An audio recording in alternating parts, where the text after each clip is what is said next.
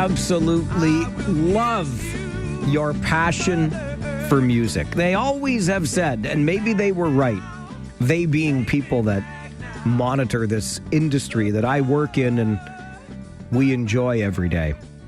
But they say most people listening to talk radio today were listening to rock radio yesterday. And Doug wanted to hear Closer to Home, I Am Your Captain by Grand Funk Railroad. As we get our show started on this Friday morning, it was, according to Doug, the song of our summer back in 1971. And Doug goes on to say, Grand Funk is from Flint, Michigan, don't you know? Oh, don't you worry, Doug. I know, you see, because when I traveled to Flint, Michigan with the Kitchener Rangers, which we'll be doing in a couple of weeks, we are taken there by none other than Mike the Moose Reeves in our great Canadian coach. And Moose, as we love to call him, his nickname, is as big a music fan as ever you will meet. And he regales us with tale after tale of music legends. He always has some kind of music playing as we get onto the bus and even as we ride along. He is our DJ on the road. So, yes, I have scouted around Flint, Michigan, not far from our hotel when I get out for my walks, and I have seen some homages to Grand Funk throughout Flint. And since it was the soundtrack of our lives back in the summer of 71, Doug wanted to hear it today on this All Request Friday Summer Songs Edition. Ron just sent me an email asking for a request. That was not a summer song. Ron, I'm sorry. I haven't done a good job this week at all of letting you know what the theme was. And Nate's given me a hard time because he says this has been the theme before, including when Colin was hosting and I was away. I don't know what goes on when I'm not here, okay? So I'm sorry, but we're doing summer songs today because I'm a summer baby. I like the summer. I don't like it when it's cold. And so even though the calendar, as of Monday afternoon, told us that it is now the fall, we are hanging on to summer for as long as we can. So my apologies for the repeated theme and for not informing you enough in advance, but we are celebrating summer for as long as we can with summer songs by request on this All Request Friday. Okay? Forgive me for the short notice, but send an email to mike@570news.com, or when you call in to talk to us about anything else, or maybe you just want to call in and talk to Josh and tell him this is the summer song I would like to hear, because ding dang it, gosh darn it, we're still holding on to summer. And the weather this weekend is going to feel very summery. So All Request Friday, Summer Songs Edition. Something else that happens on Friday, of course, is we try to keep it good vibes only, right? It's a Friday after all. So we're going to start with the very best vibe of them all. In a few weeks, our government will introduce legislation to ban speed cameras in Ontario to protect taxpayers and drivers and stop them from being gouged. I want to thank Mayor Rabinovic for fighting against speed cameras in his city. Residents largely didn't believe they were learning a lesson.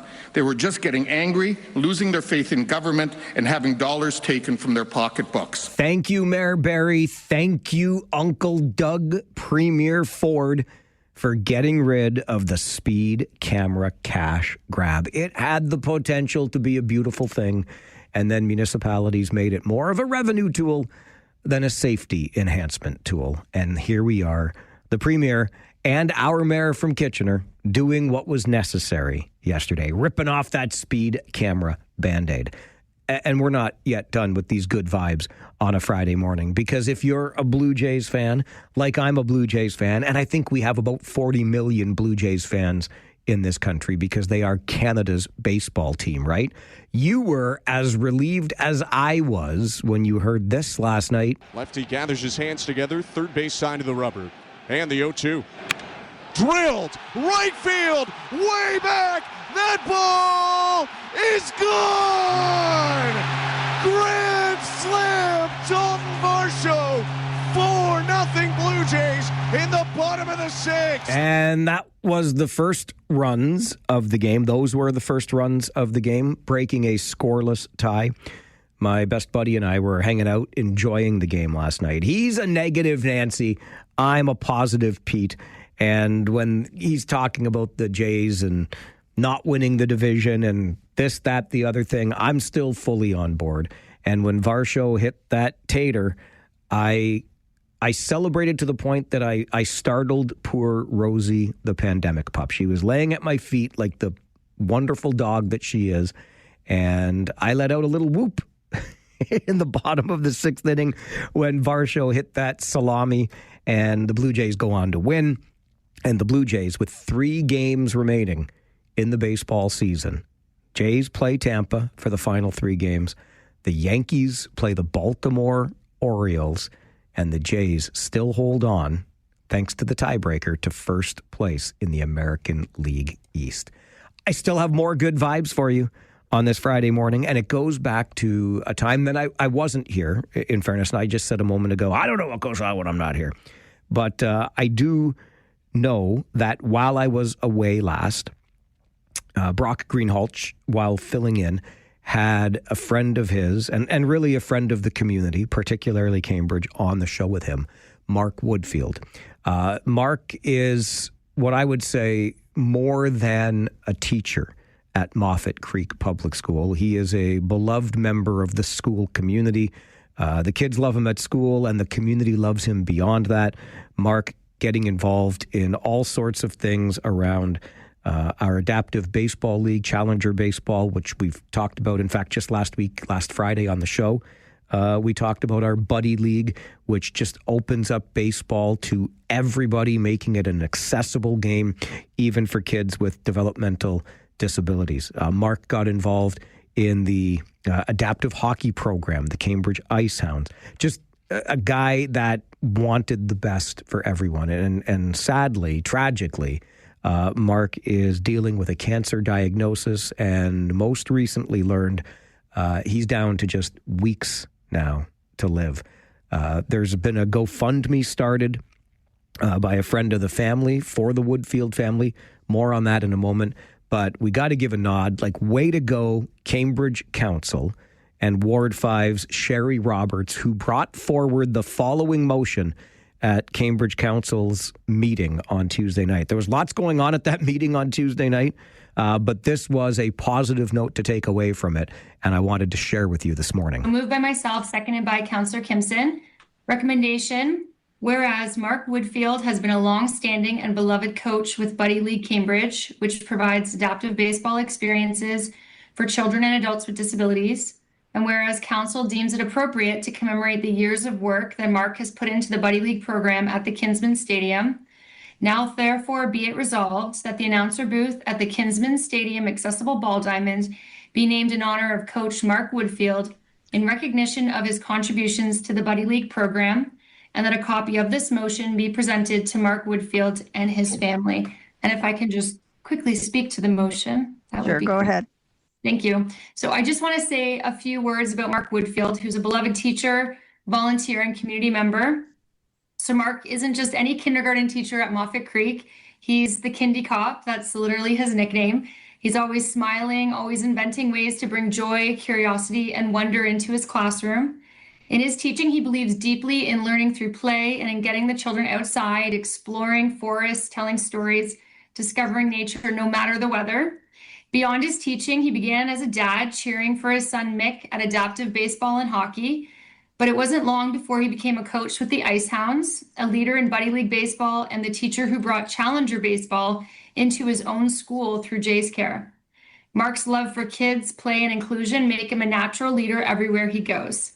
Anyone who knows Mark also knows his love of style, like his funky Nike shoes or his flashy Nike skates that make him look so fast, a part of his joyful presence and a little flair that you can't help but smile at.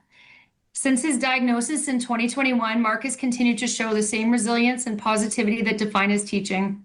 Even on the toughest days, he would show up with a smile and an encouraging word. And when he couldn't coach on the ice or the field, he found a new way to contribute, stepping into the DJ booth, which is this space that we're looking to name after him, playing walk-up songs, announcing games, and building special connections with every athlete.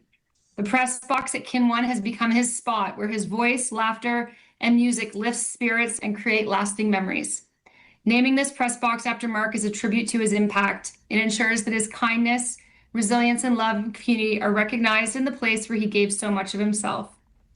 So thank you very much for allowing me to bring this motion forward tonight. Nice job, Cambridge councillor Sherry Roberts. That, of course, was adopted unanimously, and Mark Woodfield's legacy will live on with his name on that announcer's booth at the Accessible Ball Diamond in Cambridge. Well done. If you want to learn more about that GoFundMe campaign, the link is posted on our Facebook page, facebook.com/The Mike Farwell Show. Let's get to the phones quickly before our Farwell Show 5 this morning. Jersey Bill is with us. Good morning, Billy. Yes, well, I'm very happy that the oppression of the speed cameras is gone, but just in comparison with the USA, and in this case with Ontario and New Jersey of all things, well, of course, we have to start with Mr. Comey being now brought before the court because he's essentially made a false statement to Congress, supposedly, which just seems, it just boggles my mind because it seems as though Mr. Trump wants nothing more than to create more and more TV drama. Really, that's where he should have stayed, unfortunately. But also, at the same time, this morning, I found out that the personal military records of the gubernatorial candidate in New Jersey were accessed by a staffer for her opponent. Her name is Mickey Sherrill, and they got a hold of her records, and I guess they were looking for some dirt in her 10-year military career after she graduated from the Naval Academy. So this is ridiculous. It just what's happening down there seems to be a different world than what's happening here. Well, thank goodness that the oppressive speed cameras are no longer here, so we don't have to worry about them. All right, Billy, appreciate the call. I think the thread connecting those thoughts is the oppression idea of the speed cameras here in Ontario. That oppression lifted. The oppression continues for 3+ more years in the United States, if you know what I'm saying.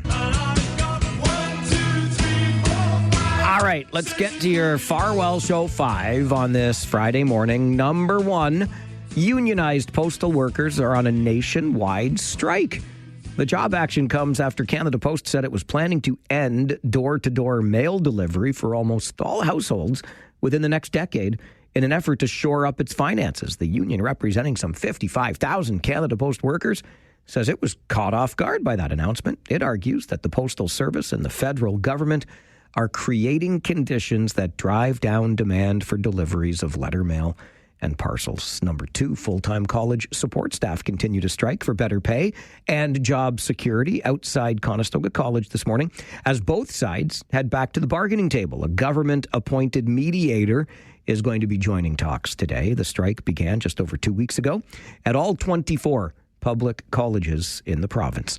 Number 3 on your Farwell Show 5 this morning, the Wellington County OPP are now equipped with body-worn cameras. Wellington County OPP say in-car cameras with automated license plate recognition were successful, and it's now joining other detachments in the West region with body-worn cameras for each individual officer.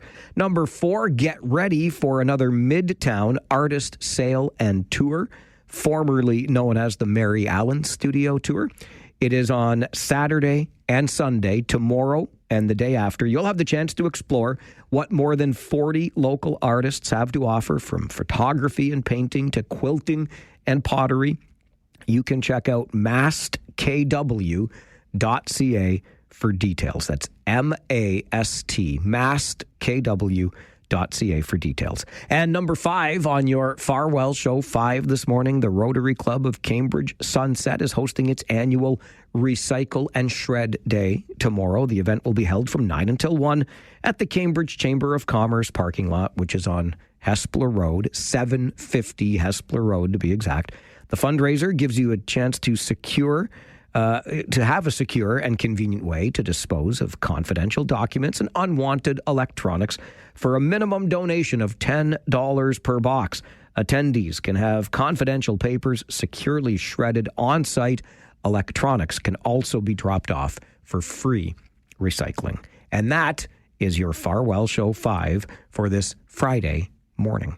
Something else we like to do on Friday mornings, have a little bit of fun as we get the show underway. So who is up for the not $1 million question today? It's the not $1 million question because you do not win $1 million for getting it right. You don't even win $1, but we'll be very impressed with you if you know the answer to this question.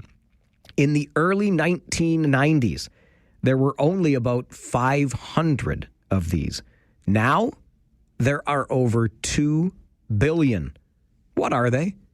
In the early 1990s, there were only about 500 of these. Now, more than 2 billion. What are they? Do you know the answer? You want to take a shot at it?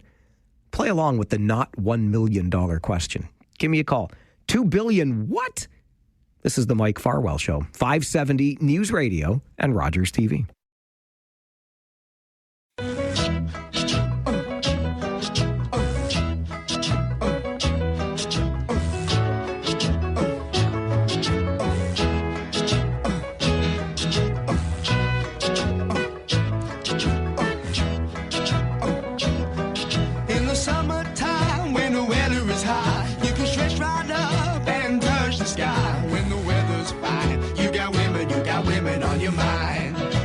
Rob, you understood the assignment, didn't you?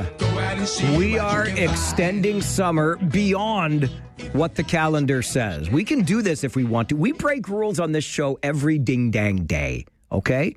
And even though fall, which is the season before the dreaded winter, arrived on Monday afternoon, we are extending summer with summer songs on this All-Request Friday. And Rob wanted to hear some Mungo Jerry and In the Summertime. An excellent choice, my friend. Your request is our command. Something we do on Friday mornings, we call it the not $1 million question. Can you answer it? In the 1990s, there were only 500 of these. Today, there are more than 2 billion. What are they? We'll go to the phones, find out if George in Cambridge, 00 George, Farwell's Force member number 00. Do you know the answer? I'm like, I wish I would get a T-shirt or a mug. Well, you know what? I'm working on this, George. Like, it's a low-budget show, as you know, okay? I have to say, when I first heard the question, I thought you said 1990. I didn't realize it's 1990s. Well, it could be 1990 if you want. I mean, in the early 90s, there were 500 of these. Now there are over 2 billion. It's probably not right now, but I'm going to go a home online computer. You know what? Not a bad guess, George. Not the answer we're looking for, but good guess. Okay. No problem. All right. Thanks. Appreciate it. Let's see if Maureen knows the answer to our not $1 million question. Good morning, Maureen. Good morning. I'm just like George. I thought it was just 1990, so this will probably not be right either, but I'm going to say cell phones. Cell phones. You know what, Maureen? My good buddy producer, Paulie, sent me a text, guessed the same thing. I think that's a great guess. Not the right answer, but a great guess. Okay. Could you play Surfing USA? I forgot to mention it to whoever answered the phone. I bet you we will play Surfing USA. You got it. Okay, thanks. Bye. Thanks, Maureen. Bye. All right, well, make sure Josh knows to play some Beach Boys. Little Surfing USA, All Request Friday, Summer Songs Edition. Not $1 million question over to Bill. Bill, do you know the answer? How about websites? Bill. You're a smart cookie, Bill. That's the answer, my friend. Well, Mike, if you had gotten me first, that would have been 2 for me because, from what I understand, I was the first person that got the answer first on first try about in July. I remember. Listen, okay, you know what, Bill? I'm going to ban you from playing this game because you're too damn smart. Thank you. Thanks for playing along, my friend. Thank you. Talk to you later. You bet. Enjoy the day. I feel like I should have a prize to give away, but I had a feeling that answer might be one that you could come up with. So I have a second question if you want to extend this a little further. But the first not $1 million question today, in the early 1990s, there were only about 500 of these. Now there are over 2 billion. What are they? And Bill nailed it. Websites. Yeah, imagine that. Okay, which, when you think about it, makes an awful lot of sense. George and Maureen were right on the right track. George with the home computer and the online connections, and Maureen with cell phones. This is another one I had as a backup because I thought we might get to the websites. So we'll try one more and we'll give the answer before 10. And this one kind of hurts my heart. So let's see if we can prove this one wrong. However, on average, it takes about 2.5 minutes for this to happen. On average, it takes 2.5 minutes for this to happen. See if JB knows the answer to our second. It's the not $2 million question now, JB. Hey, Farwell. I don't know. You just sprung that at me. I was calling in with an answer for the first one, but what was your answer going to be? Did you have the answer right? Don't lie. Millionaires. Millionaires. Ooh, that's 2 billion millionaires. That'd be a lot of millionaires. I mean, all you need is $1 million for that, right? That's true. Million bucks ain't what it used to be, is it? That's what I'm saying. You want to take a stab? What takes 2.5 minutes to happen? I don't know if I can say it on the radio. I knew you were going to go there. Don't go there. I wish you a happy Friday, Farwell. I just emailed you a request for later today, and have a good one. Thanks, buddy. You too. Good to hear from you. I knew that's where your mind would go first. Paul, what about you? For the first one, my answer was going to be porn sites, so I wasn't that far. I don't want to know what you do on your computer, you crazy old man. For the second one, let's see, 2.5 minutes. 2.5 minutes, you could die of a heart attack. Oh, gosh, I hope not. Gee, no, not with the cardiac care we get at Wren at Queens Boulevard. Good guess, Paul. Yeah, providing you get there in time. That's a good point. Not the answer we're looking for, but thank you for playing. You have a great day. You too, Paul. We're going to extend it. If you want to go a little further, we'll give the answer before 10. On average, this takes about 2.5 minutes to happen.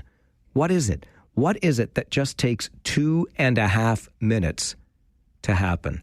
Give it some thought. We'll take more guesses before 10 this morning. On average, it takes about 2.5 minutes for this to happen. What is this?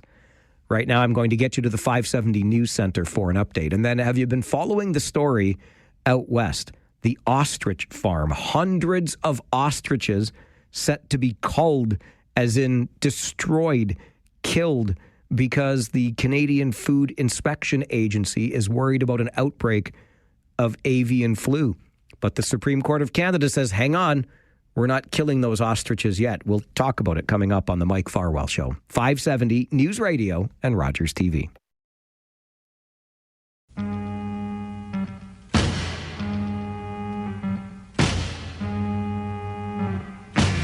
Hot town, summer in the city, back of my neck getting dirt and gritty. Bend down, isn't it a pity? Doesn't seem to be a shadow in the city. All around, people looking half dead, walking on the sidewalk hotter than a match here. But at night it's a different world. Go out and find a girl. Come on and dance all night. Despite the heat, it'll be alright. And babe, don't you know it's a pity the days can't be like the nights in the summer, in the city, in the summer, in the city. Heather, Farwell Force member number 92, wanted to hear some Lovin' Spoonful and Summer in the City on your All Request Friday as we extend the season of summer into this weekend, because the weather's going to be nice anyway, and we don't care what the calendar says. All Request Friday taking your summer song requests today. This story, at least for me, started with what might have amounted to a footnote near the back of the front section of my morning newspaper a long, long time ago. And it caught my attention because it just sounded a little bit odd. It dealt with an ostrich farm in a small community in British Columbia. And between late December of last year, December 2024, so almost a full year ago now, we're about 9 months into this, but between late December of last year and mid-January of this year, about 69 ostriches at this ostrich farm died. There was an avian flu strain identified as the ostriches began to die. And since that time, mid-January of this year, Canada's Food Inspection Agency has ordered a cull of the roughly 400 ostrich herd. Are ostriches herds? Anyway, hundreds of ostriches are set to be killed because the Canada Food Inspection Agency wants to contain this outbreak of the avian flu. But remember, this goes back to mid-January. Not a single ostrich has died since. The owners of the farm are fiercely defending their birds, and so are many community members. This has now reached the Supreme Court, which granted an 11th hour stay just this week so that the cull will not happen, at least for now, until it can hear an appeal of the case. Camille Labchuk is the executive director of Animal Justice and joins us to talk about it. Camille, good morning. Good morning, Mike. What do you make of this case in Edgewood, British Columbia? Wow, well, it certainly brings a degree of drama. I would say, Mike, animal law cases very rarely reach the Supreme Court, and I've never seen an 11th hour stay of execution come down like this before. It was highly unusual. I think that a lot of people have been really troubled by what's going on at this farm. We're in a situation where, like you pointed out, it's been many, many months since the birds recovered from avian influenza. And the CFIA seems hell-bent on exterminating them, even though there's not really much evidence right now that they are still sick or that there's any risk to the public. So I hope that cooler heads are going to prevail, but I think it's really troubling that the CFIA is still on this path. What is the significance, Camille, of this case reaching the Supreme Court of Canada?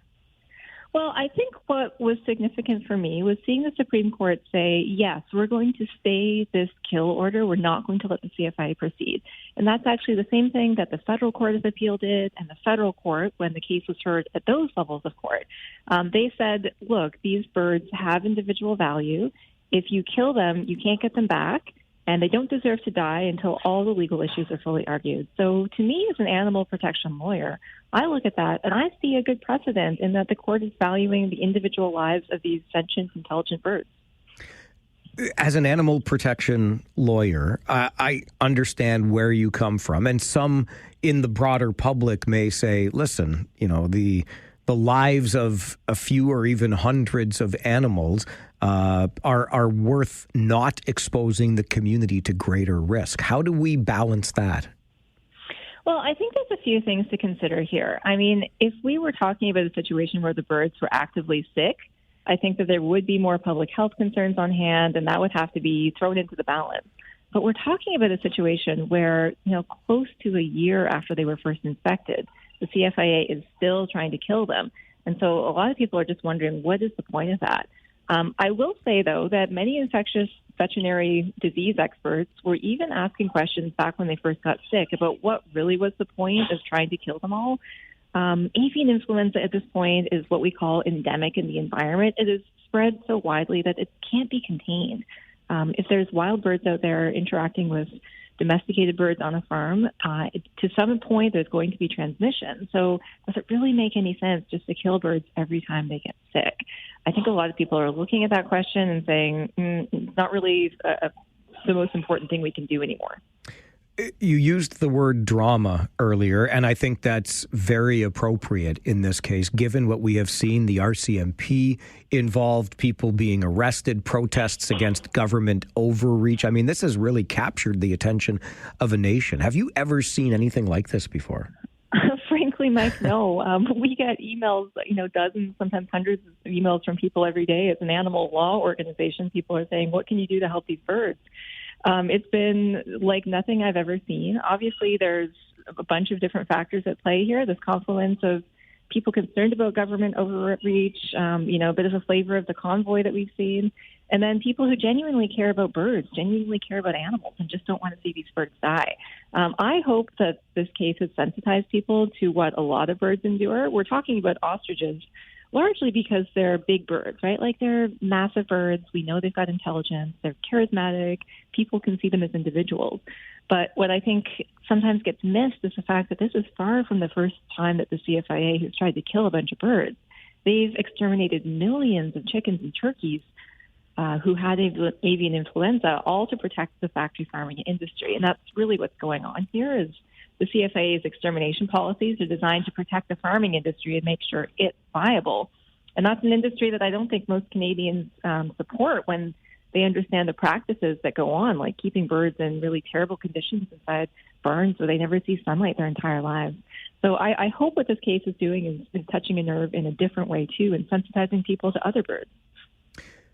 This is an 11th hour lifeline, literally, for the ostriches from the Supreme Court of Canada, which says it will move the case forward.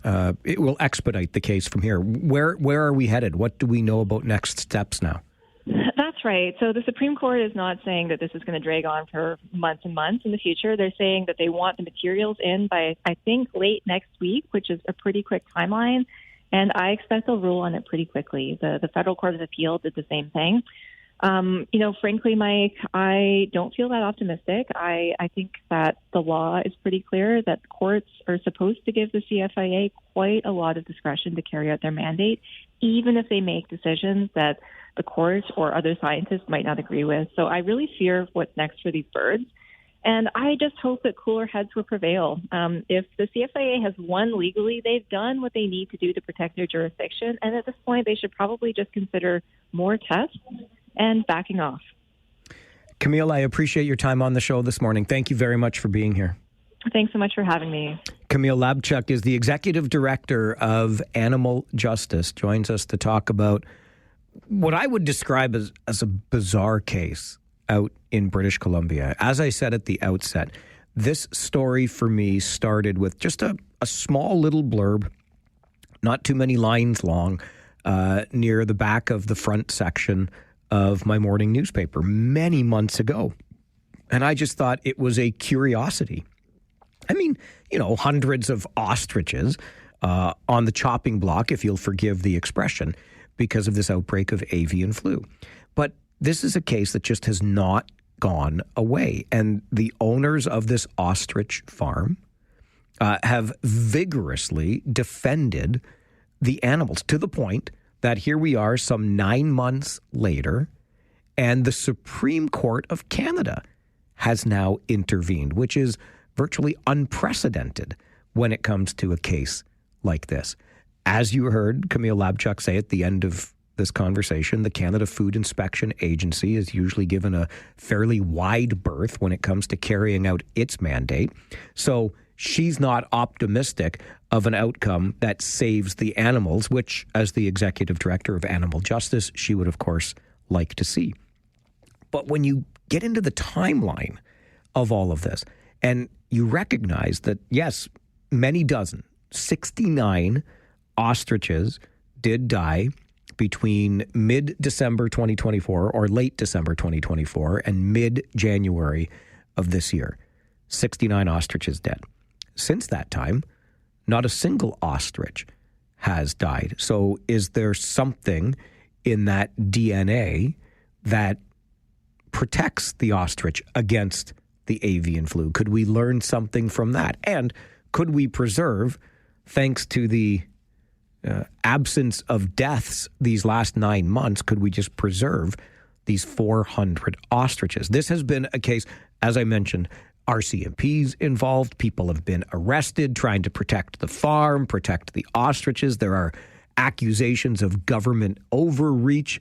I mean, it's not my farm, but if it were, just put yourself in the shoes of the people who do own this property in the West Kootenay area of British Columbia, own the ostriches, own the farm, and the Canada Food Inspection Agency, so an arm of the government, comes in and says, we are taking control. The CFIA already does have control of the birds and keeps them under surveillance, but plans to still cull the 400 or so remaining ostriches.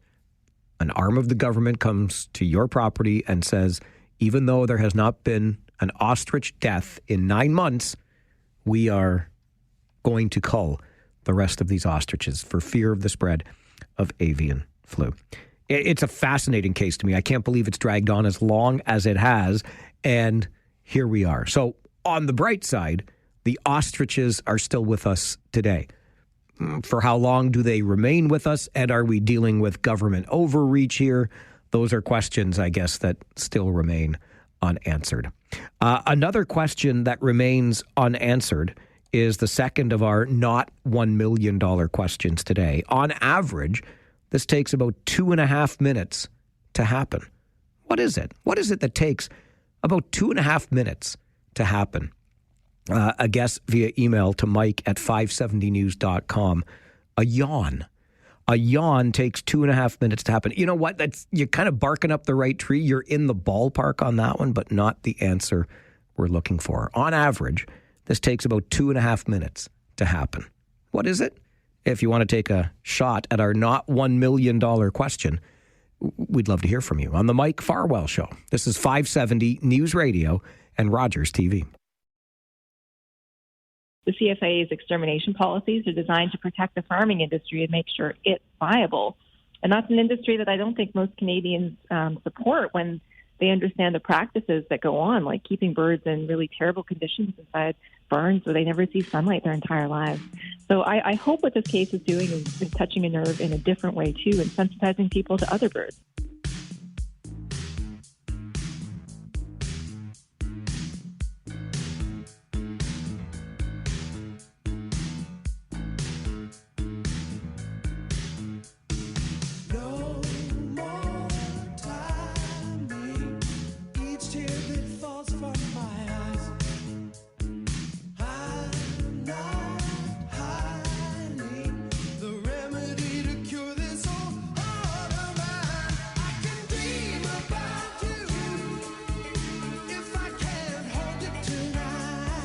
I will always be transparent with you.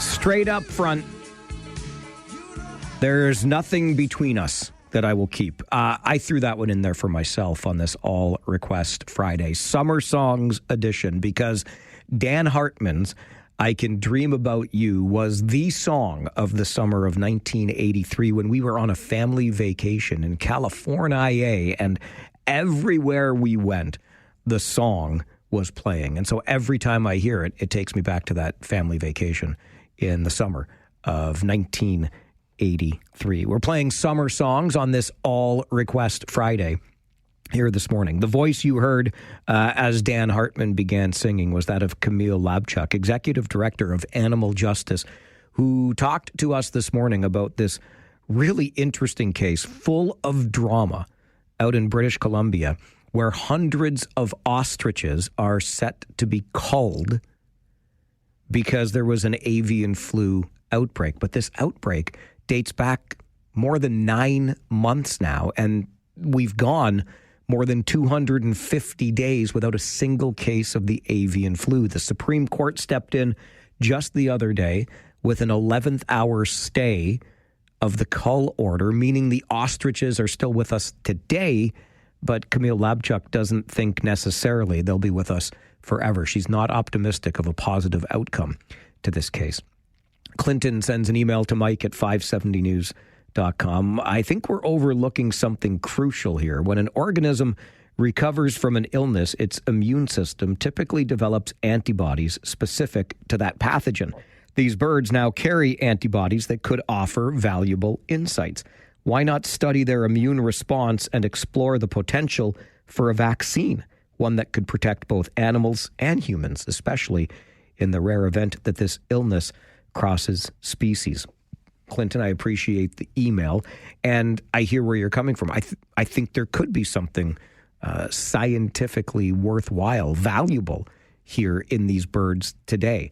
And I get it. Like, considering where we are at as a people, I can certainly relate to and understand the complaints or accusations of some government overreach here. You've got your ostrich farm in the West Kootenays of British Columbia. There's an avian flu outbreak that kills 69 of your birds. You've kept the birds contained. There hasn't been a death in 9 months now, and yet the Canada Food Inspection Agency is still stepping in and saying, we're going to kill these birds. Animal rights activists are up in arms about this, as are folks who say, hey, government. Get off my land. And listen, if it's one thing that we learned here in the region of Waterloo during the Wilmot Land Assembly, it's that deep down, you may have a deed to a property where your home sits with your name on it and all of these things. You may pay property taxes on that property. But when it comes right down to it, we know, like we do know, it's not ours. It's theirs if they want it. And in this case, the concern is over the spread of the avian flu and the cull. It may still happen. Our guest, Camille Labchuk from Animal Justice, believes there will be an outcome that goes against her wishes in this case. We shall see. I promised you before 10 we would give you the answer to our second not $1 million question of the day. The first one that we asked just as the show got started, and I had a feeling somebody might come up with it, and Bill did, just our third caller, I think Bill was. In the 1990s, there were about 500 of these. Today, there are more than 2 billion. What's the answer? Websites, Bill was correct in saying. And so we asked you, on average, this takes about 2.5 minutes to happen. What is it that happens on average in about 2.5 minutes? Phil's email to mike@570news.com. Chili dog gas. Phil, remind me to never take you to lunch. No, that's not the answer. I don't know how long that takes to develop. I don't eat chili dogs. I really like Sean's guess, though, to mike@570news.com. I've heard it takes more like 7 minutes, but I'll throw out a guess that it takes 2.5 minutes on average to fall asleep. That's an excellent guess. Hadn't crossed my mind. Also not the answer we were looking for. On average, what takes about 2.5 minutes to happen? You check out or get bored with a conversation, which, as I said earlier, kind of hurts my heart. I hope we don't get bored of conversations on this show after about 2.5 ding-dang minutes. Come on with your coming on here. We stick around and converse with each other for 4 hours every day. We love every minute of it. But I don't know, according to this research, within 2.5 minutes, you check out or get bored with a conversation. This one, for this moment, is over. I'm going to get you an update from the 570 News Center, and then I promise you that you won't be bored with the next conversation because it's multiple generations and 3/4 of a century. That's right, 75 years of service to our community. And you know what? It all started with a lie. It started with a lie. We'll tell you the story of this 75-year young local company coming up on the Mike Farwell Show, 570 News Radio and Rogers TV.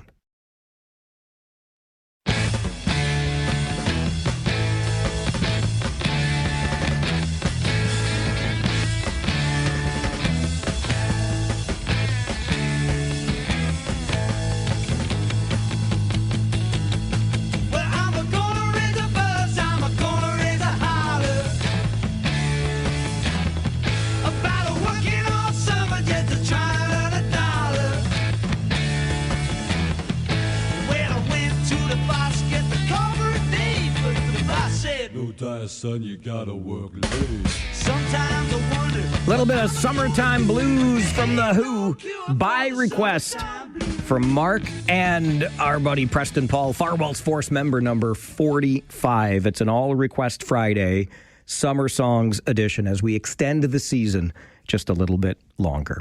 The story of a business that has been serving our community now for 3/4 of a century. 75 years is not an anniversary that comes around for too many businesses, but that is the anniversary being celebrated this year by Arnold Hearing Centers, and the owner, Chris Arnold, joins me in studio.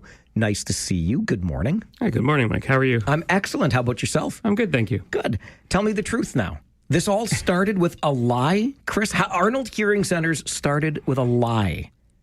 It's funny because I love the story, but it's such a weird line to say. It's not really welcoming, but it's true. To make a long story short, my grandfather was in World War II. He's Canadian, went across to England, met my grandmother, who's British, and to convince her to come back to Canada, he said he owned this giant farm just outside of Simcoe.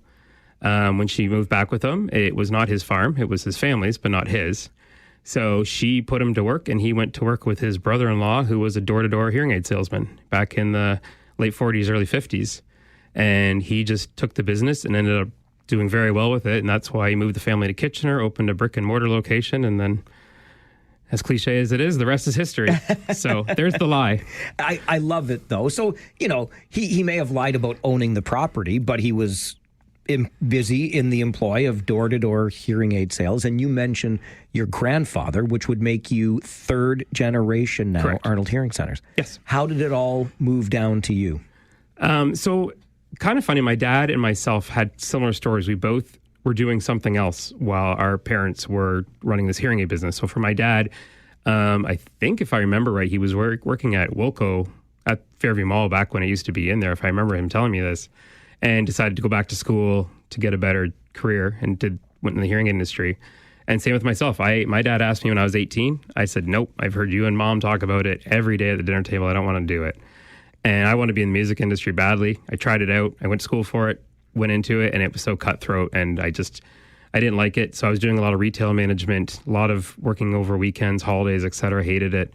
And my dad said, well, we need more employees. And if you want to go back to school. So I had to drive I was living in Cambridge at the time, driving Cambridge to Toronto every day to go to George Brown College. And that's how I ended up in it. And I'm so happy I did. I regret that I didn't do it earlier, even though who knows how my life path would have changed. But no, I love it. 75 years now, Chris, and carrying on this into the third generation of the Arnold family name. How does that make you feel? It makes me feel really good. My grandfather passed away long before I actually got into the industry. And I've kind of always wondered, what would he think about it? And I know my dad is one of those who, he's a proud man. And I think he likes seeing that it's still being carried on. And, my kids are 18 and 15, so I don't know if they have any inclination of doing it. I've asked them, and it sounds just like me all over again. But no, I love it. I'm very proud to. And my ultimate goal, if this is our 75th year, I would love to get it to our 100th anniversary.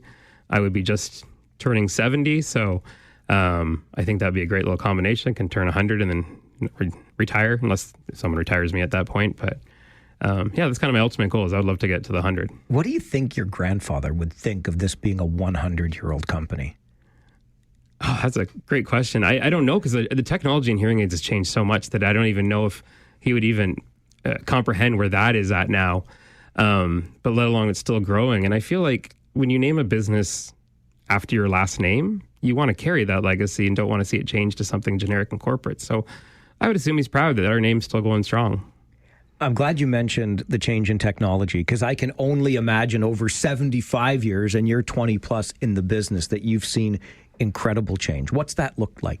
Oh, when I first started, there wasn't a lot of digital, or digital was just kind of coming online for hearing aids. So digital in terms of sound processing and in the way we program hearing aids too. It used to be done with a screwdriver, and now it's wirelessly connected to a computer, and we have to invest more in computers and equipment and stuff in our offices so we can do this stuff. But hearing aids themselves, like wireless streaming, you can get a TV that streams right in, like the sound from a TV straight into your hearing aids. Some now do live translation. So if you're in a country and someone's speaking a different language, they go in your hearing aids, processes, spits back out the language that you understand. Even small things that would have been so helpful years and years ago, where they have a Find My feature. So if you lose your hearing aids, you can pull up your app and it'll actually kind of show you where they are. So, because that happens a lot too. So there's so many little things. And you can thank Bluetooth for that, and you can thank these wireless and these hearing aid manufacturers. They've worked on these for decades. And then the most exciting thing is something called Auracast that's coming. It's kind of here, but not a lot of people have adopted it. But basically, think of it as you can walk into a movie theater, you just press a button on your hearing aid, and it automatically connects to the audio in the movie theater. And so you're seeing it be incorporated in airports and train stations and theaters and cinemas and stuff like that, kind of around the world, very slowly, because it's not cheap, and I think the prices will come down. It'll take a couple of years, but I love the idea of a world where you could just be wearing your hearing aids and you can just automatically tap into the source of audio from wherever you are, so you don't miss that message that your gate got changed at an airport. I'm just thinking on losing one's hearing aids, and I'm sure that's easier and easier today, or misplacing, because when I was a kid, Chris, I remember hearing aids being something that was, you could tell when somebody had a hearing aid because it was a larger piece of plastic or whatever, I don't know, but in somebody's ear. That has changed dramatically too. Yeah, I mean, you can get ones that the marketing will say they're invisible. They're not entirely invisible. They're just deep within your ear canal.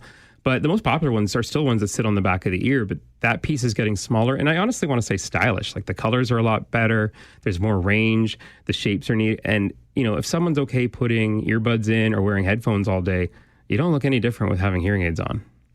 You talk about headphones and earbuds all day. I wear headphones, obviously, for my work, but everywhere we go now, we see people with these earbuds in their ears. They're connected all the time. I can't help but think that is going to be a factor in people's hearing as they age. Yeah, it already is. Like when you're in school, you're taught what the average age of a patient is going to be and whatnot. And that has come down. I think every year it's getting lower and lower. And we used to tell people like, oh, once you hit 65 or so, you should come in for a hearing test. Now we're telling people in their 50s. And I'm seeing a lot of people that work in noise a lot who are doing things about it sooner. But you're also seeing, which is both good and bad, but parents bringing in their teenagers, oh, my kid listens to it, complains about this and that. And I'm like, well, if you have earbuds in your ears all day long and I can hear the audio sitting next to you, that's eventually going to hurt your hearing at some point. When I first met you, Chris, I remember Arnold Hearing Centers being on Frederick Street in an older home in Kitchener. Now you've got a location in Frederick Mall, which, by the way, is becoming, I think that mall has got really neat stuff going for it. A pharmacy there. There's a dentist's office coming in. An optician is in there. You got all kinds of little things going on for our health and our extended health. But that location at Frederick Mall, one of 7 locations for you of Arnold Hearing Centers now. What is that growth signal to you? It's definitely an industry that is growing. We've been talking about it for years in various, our associations and whatnot about this. First it was, the baby boomers are coming, the baby boomers are coming. Now, what was interesting is the baby boomers took a lot longer to get here than I think a lot of us thought, because when I first started, there wasn't really corporate hearing aid chains, and now there is. There's quite a few of them, and that's why it's grown a lot, I believe. But when you had the baby boomers, we thought, they're going to be health first, but it ended up being that, they're spending their money on other things first. But I think slowly now it's starting to turn, and we've realized this because the silent generation, which was our main patient group for the longest time, is now shifting to baby boomer generation, which also means for us, the way we advertise and market and set up how we do things has to change as well. Something else that you have always been committed to as long as I've known you is this community. You've supported Farwell for Hire in the past, and you're a key partner with Rangers Reach, I know, through the Kitchener Rangers. Why is that important to your business? Well, the main thing is these communities have supported us for 75 years, and it means a lot. Except for that little time I went away for school, I've pretty much lived in Waterloo Region my entire life. So to me, you have to set yourself apart. We have a lot of competition. And being in the community is something at first I didn't really want to put out there because I thought it wasn't really genuine if you're going to donate money to something to then pat yourself on the back about it. But then we started to, because I was hoping it would kind of encourage more people to do the same thing. And if all our competitors did it, it's just a win for everybody. But we want to do it because people like yourself, people like the Rangers and whatnot, have also supported us and helped us along the way. So it's our way of giving back. So what now? You don't just rest on your laurels after 75 years. And I know you talked about, getting to 100 and how nice that would feel. But, in the industry, it's always evolving. There's constant change. What do you see coming up? It'll be very interesting. I mean, AI is going to work itself into hearing aids at some point. It already is to a certain point. But I feel like with healthcare, there's always that human element that's needed. I mean, people aren't going to want to buy, some people will buy glasses online and then they'll still need to get them adjusted. We still have opticians out there for a reason. And it's the same thing with us. I feel you'll get to a certain point that maybe their first hearing aid or whatnot, but as hearing loss gets more complicated, that's where the skill comes in. So for myself, there's a lot of adapting. I would also like to see us grow.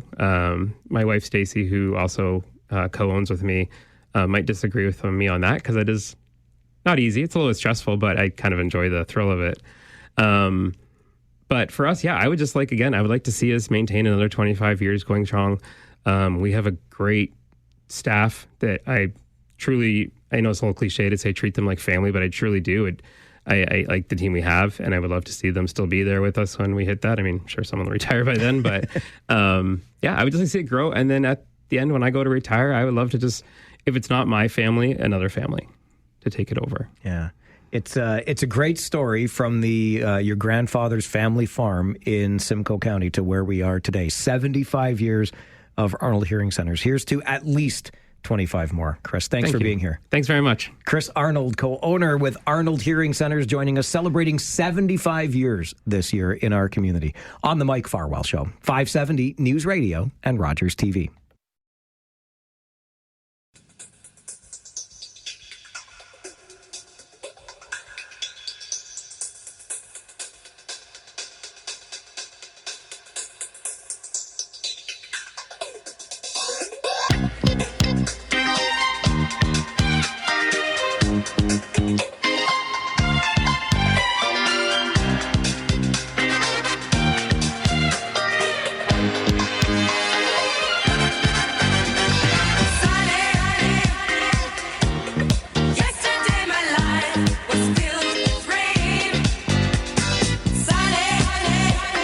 It is going to be a sunny weekend, and we're waiting to see more of the sun today as we celebrate summer, the season that was, ending on Monday afternoon with our All Request Friday theme, summer songs. And even though Nate gave me a hard time because he says this theme has been done before, I can't be in control of what happens when I'm not here. But nonetheless, he made me endure some Boney M today.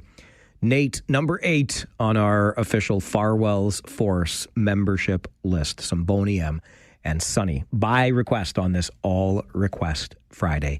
It is an escape room with a twist. If you've ever done an escape room, you know how much fun they can be. In this particular case, when you enjoy this specific escape room, you're going to be supporting kidney care through the Waterloo Regional Health Network Foundation. Agnes Van Haren is the creator of this particular escape room and joins us to talk more about it. Agnes, good morning. Good morning. And along with Agnes, we have Jess Malcolm here with KW Escape. Jess, good morning to you. Good morning. So, Agnes, if I can start with you, the creator of this Witch's Lair at KW Escape, where did the idea come from? Actually, I really enjoy Halloween, and I was looking for something a couple years back after my nieces took me to an escape room and introduced me to escape rooms. And I did one in 2022 and fell in love with escape room, and then came up with my idea of, like, I want to do something for Halloween, which is fun, and have staff come and, like, team build. And I actually originally tried to do it in my basement at my house. I had it all set and ready, but I couldn't do it because of insurance. So then I found other avenues to do it in. But it's just because I enjoy Halloween and figured out it's great to set up an escape room with. I love it. You set it up in your basement originally. So why kidney care through the Wren Foundation? For the past 10 years prior to my retirement, I worked at, used to be Grand River Hospital in the renal department, and saw how much the need is there for kidney patients. It is a very tough disease to have when you have to be on dialysis. Most patients, like 3 times a week, sometimes 4, and they're doing dialysis like at least 3 to 4 hours at a time. And so you see these patients consistently and develop relationships. It's just very difficult, and we're always in need of the supports and things like that. Like, people know cancer, people know cardiac, heart disease, but dialysis is not, or renal care is not really very well known, and it's very hard to get finance for. So this was just a fun way of being able to have people come out, donate to the cause so that we can buy more chairs for our patients, or buy more ultrasound equipment and things like that, all those needed things to help us do the proper care that we need to do for those patients. So, Jess, since Agnes couldn't get it done in her basement, enter KW Escape, and you and Wendy, how did this relationship begin? Yeah, Agnes came by one day and was chatting with Wendy about her idea, and we thought, oh, well, we've got some extra space. We did just move to our new location on 259 Gage Avenue, and it has 20,000 square feet. So we've got room to grow.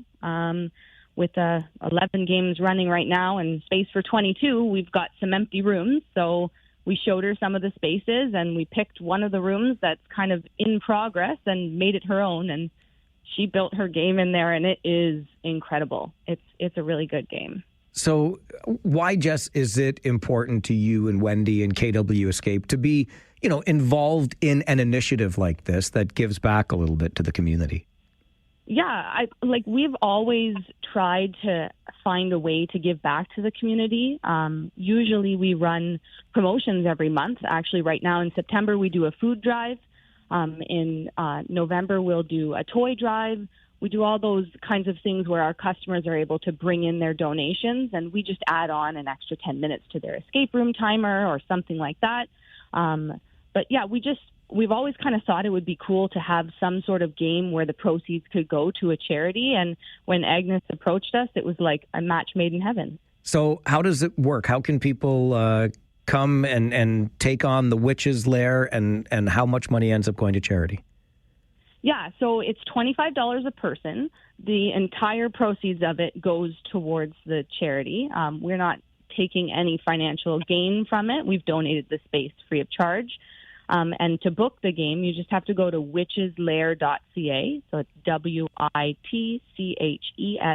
witcheslair.ca. And you'll be able to see this calendar. It opens on the 29th of September and runs until Halloween. That's amazing. So $25, and that's going directly to support kidney care through the Waterloo Regional Health Network Foundation, witcheslair.ca. Agnes, can you give us any idea of what we're going to encounter in the Witch's Lair? Well, the witch is a very conniving lady, and she has hidden some Halloween candy, knowing that human beings, those mere mortals, love candy, and has set up a lot of different puzzles and tasks for the group to do so that they can find their way to the candy. But the witch is hoping they can't get there within the 60 minutes because she needs some stew meat for her stew pot. So if you don't make it, you're stew meat. I love the whole idea. We've done escape rooms before. It's always a blast. Jess, kudos to you and Wendy for getting behind this and donating the space. And Agnes, thanks for helping to raise some awareness and some money for something that we don't talk enough about. Really appreciate you both being here today. Thank you. Thank you so much. Agnes Van Haren and Jess Malcolm joining us. Agnes, a retired healthcare worker, has put together the Witch's Lair. Jess and Wendy at KW Escape have donated the space. If you go to witcheslair.ca, you can book your time in the Witch's Lair, $25, and it's all going to the Waterloo Regional Health Network Foundation for kidney care. It opens on the 29th, which is next Monday, and runs through Halloween, witcheslair.ca. An update from the 570 News Center coming up, and then, hey, it's Friday. Game day, baby. And the Coaches Show is next on the Mike Farwell Show, 570 News Radio and Rogers TV.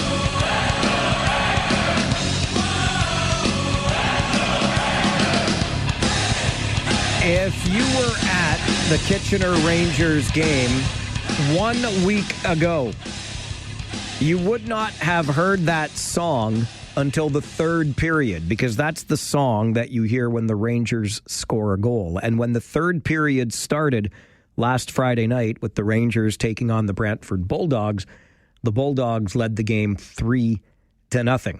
However, Cameron Arquette would score for the Rangers, and then he would score again. And then Tanner Lamb scored, and all of a sudden it was 3-3 going to overtime, where Tanner Lamb scored again, and the Rangers won the game 4-3. Off from there to Erie last Saturday, the Rangers win again. So a 2-0 start to the season as the Erie Otters come back to Kitchener tonight for a rematch of last Saturday's game in Erie. And as we do every Friday morning at this time, we check in with the head coach, UC Ahokas, for the Coaches Show. UC, good morning. Good morning. You had 9 forwards you could dress last weekend, and some of the players on your team were seeing their first OHL action. What can you say about the team and the roster you had being able to start 2-0 like that? Oh, we're really happy. Of course, it was a battle in Erie. Guys are for sure tired, but we got the job done, and we got the points. So you get the same amount of points in these September games what you get in March. So really important that the guys could pick it up, and our young boys got big minutes also. So that was really positive. What do those big minutes for those young players mean at this time of the season? Oh, it's huge. And they get to see what is OHL hockey and can they handle those big minutes. There's a big difference playing that 20 minutes compared to 10. So it's good for them, and they get to, and we see them more, of course, and all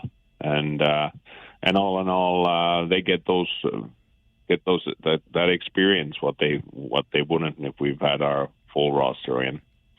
You talked about the team being tired on Saturday, understandably, and Jason Schaubel, just the second time he played back-to-back games, I thought he was really strong for you on Saturday night. What did you see from your young goaltender?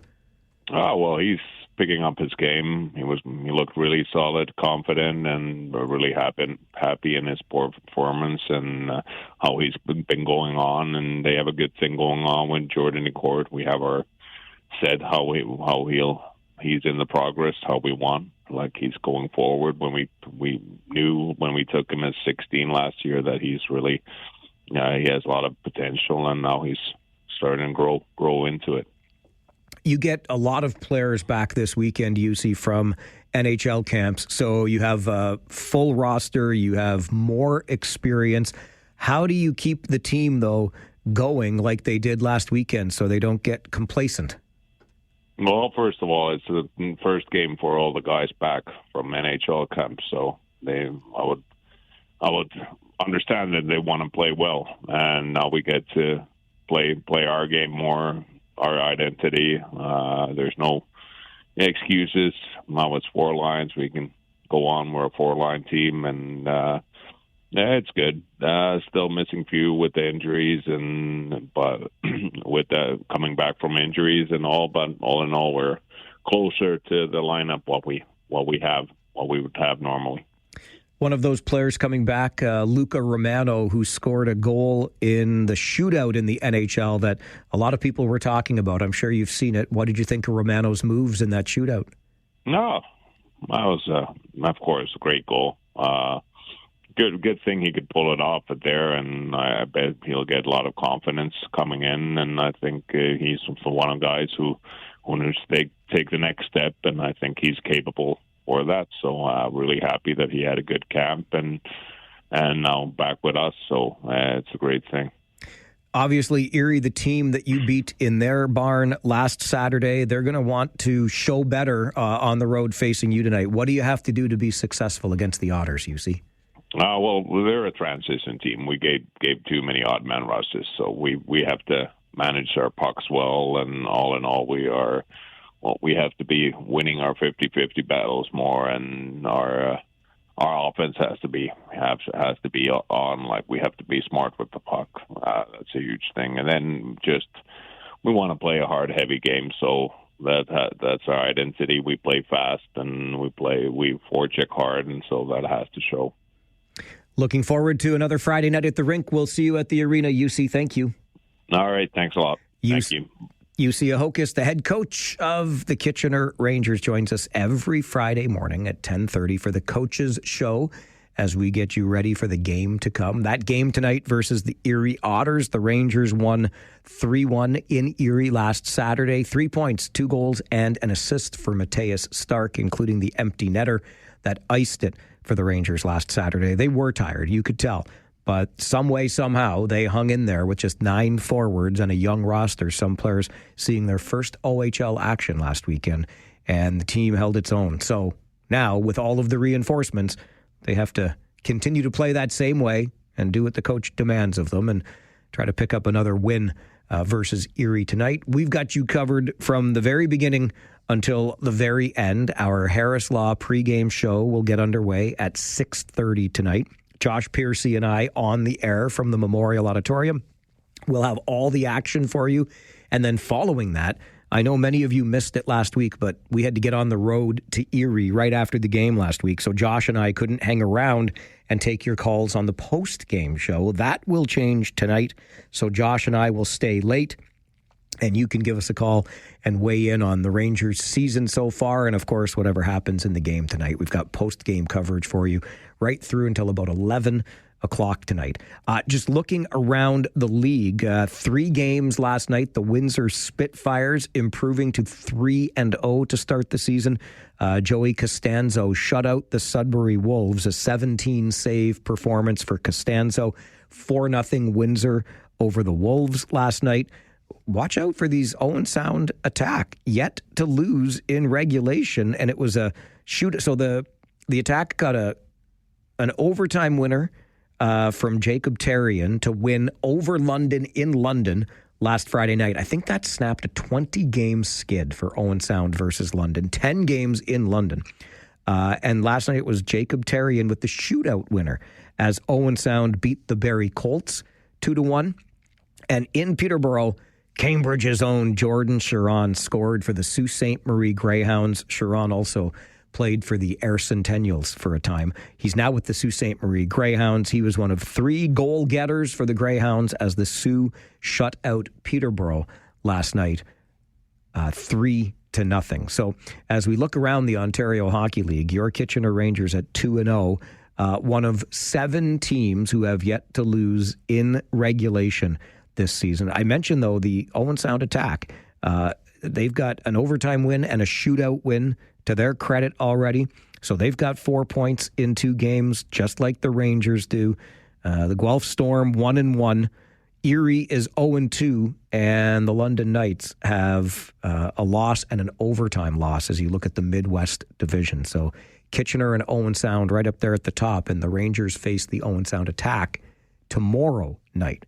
But first things first, it's the Erie Otters at the Memorial Auditorium tonight, and Josh Piercy and I will be on the air with your Harris Law pregame show starting at 6:30 right here on your home of Kitchener Rangers hockey, of course, 570 News Radio.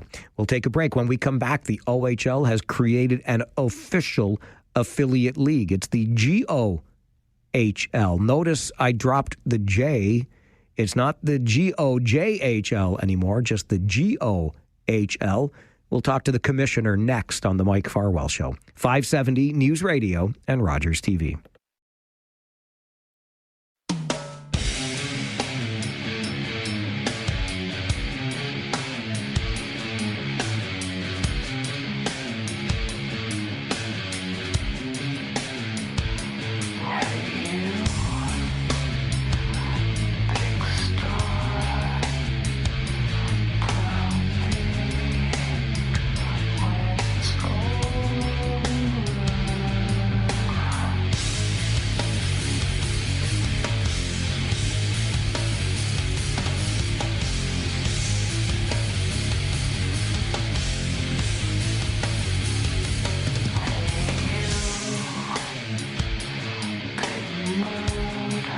My Own Summer by the Deftones. Request from Jake on this All Request Friday Summer Songs edition. Yeah, summer may have ended officially on Monday afternoon, but we're extending the season just as long as we can because we like summer and the weather that comes with it. Having said that, we also enjoy what comes with winter because that means hockey is back. We're into the fall.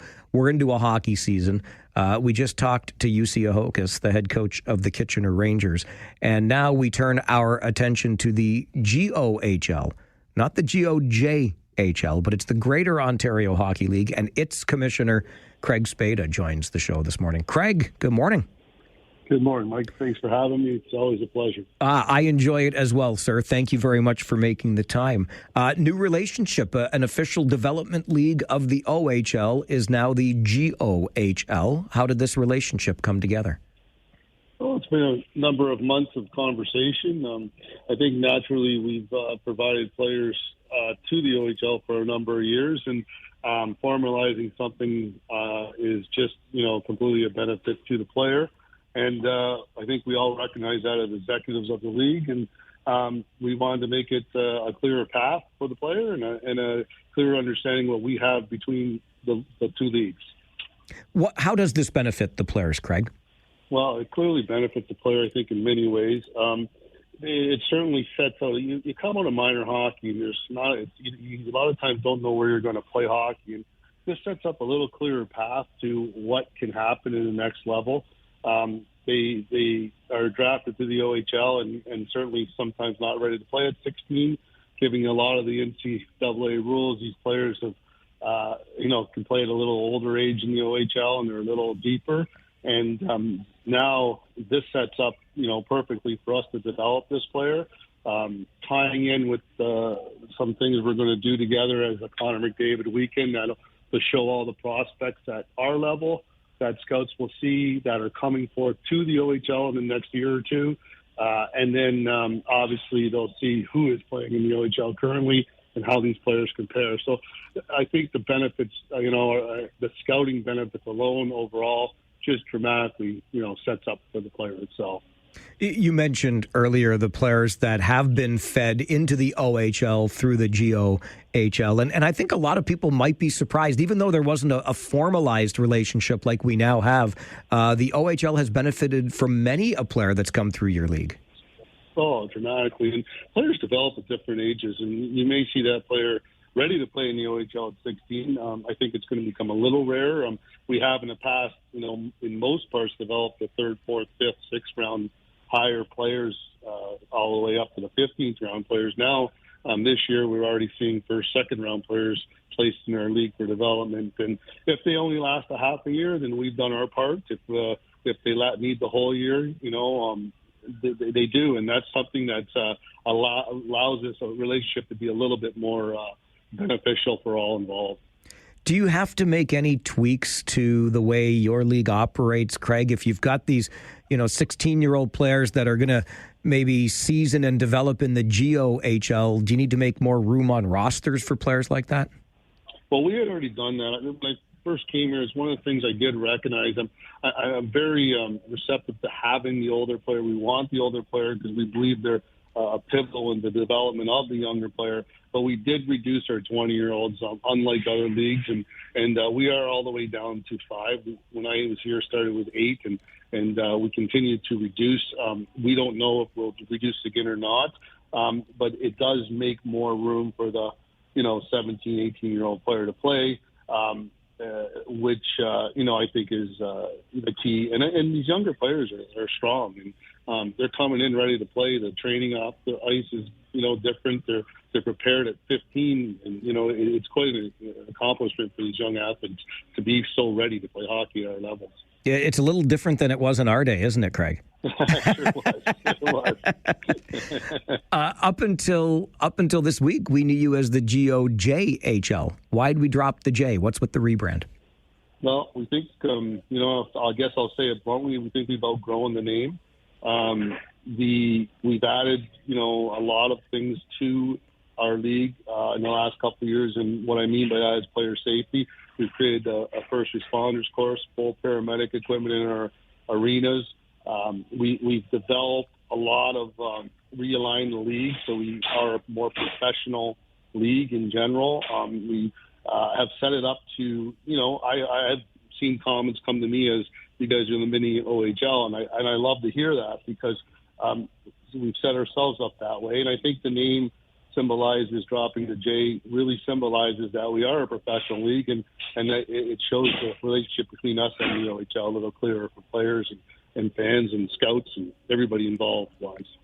I love that description of the mini OHL. We get great hockey at the GOHL level. There's no question about it. Early in the season, but how are you feeling, Craig, as you enter 25-26 in the GOHL and the health of the league overall? Well, the league financially is in great shape. That's for sure. The teams we're very lucky. We do, fill rinks, and we put fans in rinks, so we don't rely just on player fees. And I want that to continue, of course, because that's the ultimate benefit to play in our league. We are younger, I can tell you that much, and it's due to I'm still trying to pinpoint that. I don't know what the NCAA rule will have an effect over the long haul. We're still trying to figure some of that out, but I think we have about 40% rookies in our league this year, and that just doesn't mean a 16-year-old. That's an older player. So it's quite exciting to see that, and a lot of youth is creating some speed, and it's going to be an exciting season, and we're already seeing the games show that, and the team's excited about what they have in the depth of their organizations. You talk about that NCAA rule change and its impact, and maybe still sorting that out. I guess if it's one thing we can be sure of, it's the constant nature of change in this game right now.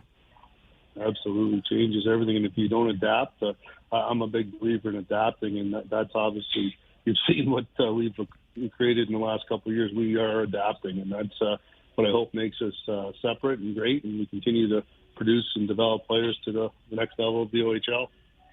Craig, keep up the great work. I always enjoy the conversations, and I look forward to the next one. My pleasure, and thank you again, Mike. It's just a pleasure to be on your show, and you certainly do a great job, and to yourself and all your staff. Thank you. We'll talk again soon. Take care. My pleasure. Craig Spada, commissioner of the GOHL. They've dropped the J.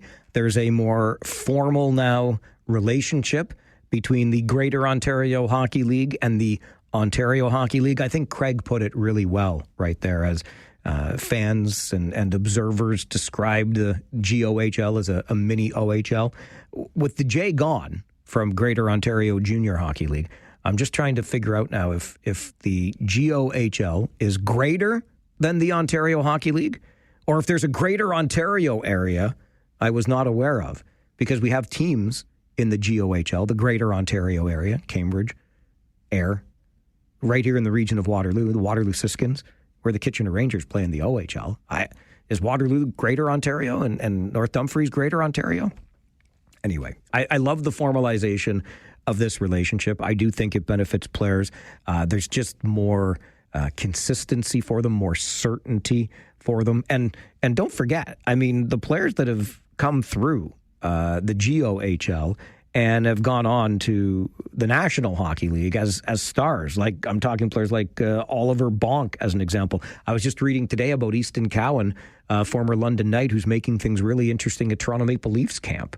They're wondering, is this guy going to make the regular season roster? And of course, Easton Cowan came through the Kamoka Kings. So it goes on and on from there.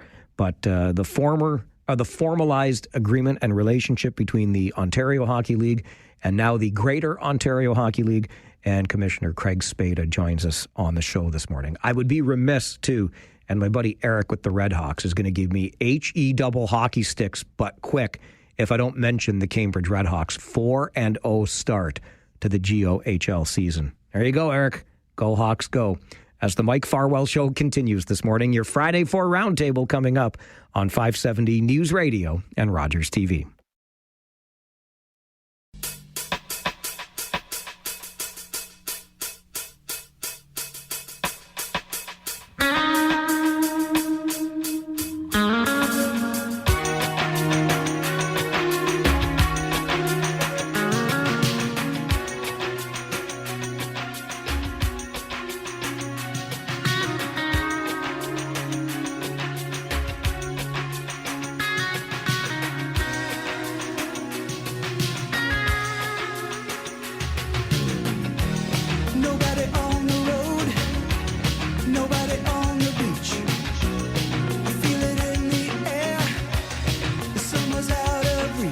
I mean, we don't have to reach back too far to find summer. It ended on Monday afternoon, and we celebrate today and extend the season just a little bit with an All Request Friday Summer Songs edition. Brian wanted to hear Don Henley and Boys of Summer on the show this morning. Fridays also mean our roundtable discussion of the week's big stories, and we have assembled a group of municipal leaders or former municipal leaders on our panel this morning. Currently a municipal leader in Listowel, where he's a ward councillor in North Perth. Neil Anstett joins us. Neil, good to see you. Good morning. Good morning, Mike. It's been far too long. It has been. It's nice to have you back to share some thoughts on the week's big stories. Thank you. Tom Galloway is with us as well, a former regional councillor. Good morning, Tom. Good morning, Mike, and it hasn't been that long. It really hasn't. You stopped by with a pleasant surprise this week, dropping off a book. I saw you at the Ranger game last Friday. I'll see you again tonight, but I'm okay with this, Galloway. I think you're an okay chap, so that's all right with me. Oh, that's good to hear. And John Hendry is with us as well. John is a former public school board trustee and joins the panel this morning. Good morning, John. Good morning. Good morning. Good morning, everyone. You see the swag he's wearing? I did. I couldn't help but notice the Kitchener Rangers swag. Looks very good on him. We're 2-0 to start the season. I've got my Blue Jays shirt on today because I'm feeling good after the win last night, and we will talk about that a little later on in this hour. But Neil, I'll throw this one to you first. And Doug Ford's announcement yesterday that the provincial government will introduce legislation to ban speed cameras. Interestingly, it was Premier Ford who allowed municipalities to employ speed cameras, but nonetheless, it sounds like their days are numbered. Did municipalities force the Premier's hand here? How do you see this, Neil? So speed cameras, this has never come up on your show, I don't think, has it? No, of course not. So obviously in the news this week, and I guess I want to approach this from two angles here. So number one, speed cameras, obviously a lot of municipalities have put them in. There's some sentiment that I would say for most people that they don't like them. One thing I would say, though, is that the data certainly shows that they do reduce speeds. That's from multiple studies that have been done. TMU did a study. The Association of Police Chiefs of Ontario have done their own studies as well. So in terms of reducing speeds, I don't think there's any argument they do that. Obviously, in terms of the tickets that people are getting, obviously people don't like those. I also struggle with the fact, though, and this is the second point I want to make, is that the Premier wants to talk about how municipalities should be autonomous and we should be looking after ourselves and all these sorts of things. But at the same time, he's going to take away a revenue tool for municipalities. So we're not going to have that revenue anymore. And in addition to that, they're going to continue to download more and more services from the province to us. So I struggle with that piece. Municipalities don't have, as everyone on this panel will know, very many ways to raise revenue or bring money into their municipality. And this is one less tool that they now have in their toolbox. So I struggle with it for sure. I will admit to struggling with that part of that same piece you're talking about, Neil. I'm no fan of speed cameras. I'm glad that they're on their way out. But I do think the Premier here is getting out of his lane and inserting himself into municipal governance, and I'm not a fan of that, generally speaking. Tom, what do you make of the Premier's decision and whether or not, the rollout in municipalities kind of forced his hand here? Well, I do think the rollout forced his hand, and I'll get to that in a minute, but this is one of the biggest pieces of disingenuousness that I've ever seen because he's just seizing the opportunity because of the unpopularity of the cameras and maybe some of the mismanagement of the camera systems, because as you said, he was the one, or at least his government was the one that introduced them in December of 2019 under the Safer School Zones Act. They're only allowed in school zones and in community safety zones. They aren't allowed anywhere else. It was them who put it into place. And now, because people are complaining, he's coming to the rescue, so to speak. At least that's the appearance that he's giving his piece on this. And I think that's very, very disingenuous. On the other hand, I chaired the committee when we first introduced them a number of years ago. And it was for school hours only. And somehow or another, it's morphed into 24/7, although I think there's some unannounced restrictions on that I think I'm aware of. But that I think is what is really killing the program is people were getting tickets on holidays and at 3 o'clock in the morning, and that may not be the case now, as I understand it.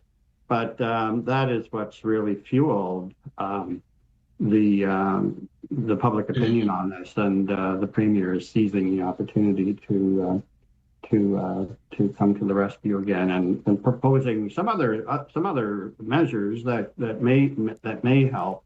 But as Neil said, the statistics are quite clear. But I think if it was properly managed, they should stay in place. But that appears not to be the case now.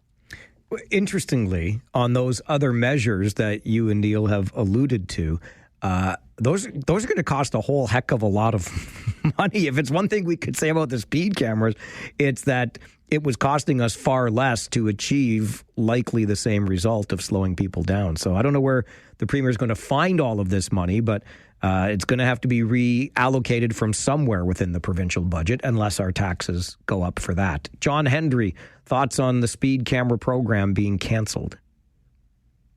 Well, I'm all for it. I've always felt, and I think Neil, in his response, hit the nail on the head.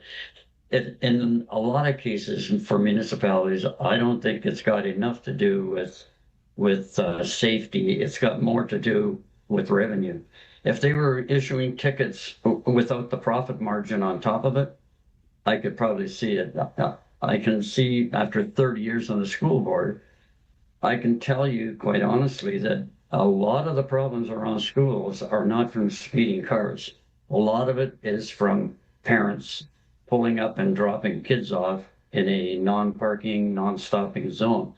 And so there's more to it than just one or two drivers speeding. And I think the cash grab I don't like, and I don't like the fact that we can get tickets 3 o'clock in the morning in a school zone where hopefully nobody's in the school. Neil, as our current panelist who is still sitting on a council, I'm sure you would love to have the conversation about this money that the premier is going to find for, speed bumps and roundabouts, to talk about this new fiscal arrangement we've been talking so much about, because municipalities are so hard pressed right now. Well, we are, and you nailed it, Mike. I don't know where this money's going to come from. I mean, the premier talks about hiring more police officers and all these other sorts of things. Police officers' salaries start at roughly $60,000 a year. So you add those in, benefits, pension, all those sorts of things. Our police budgets are already skyrocketing now as it is. So if we factor in all these other costs, I don't know how any municipality, regardless of how big you are, is going to be able to absorb these costs. Our taxes will inevitably go up, and that's an issue. Neil Anstett, Tom Galloway, and John Hendry are with us on the Friday 4 Roundtable this morning. We'll take a quick break. When we come back, Jimmy Kimmel is back. So free speech is safe, right? That conversation coming up on the Mike Farwell Show with our Friday 4 Roundtable on 570 News Radio and Rogers TV. If everybody had an ocean across the USA, then everybody'd be served like California. You'd see them wearing their baggies, Warachi sandals too, a bushy blonde hairdo, surfing USA. Okay, now I actually miss summer.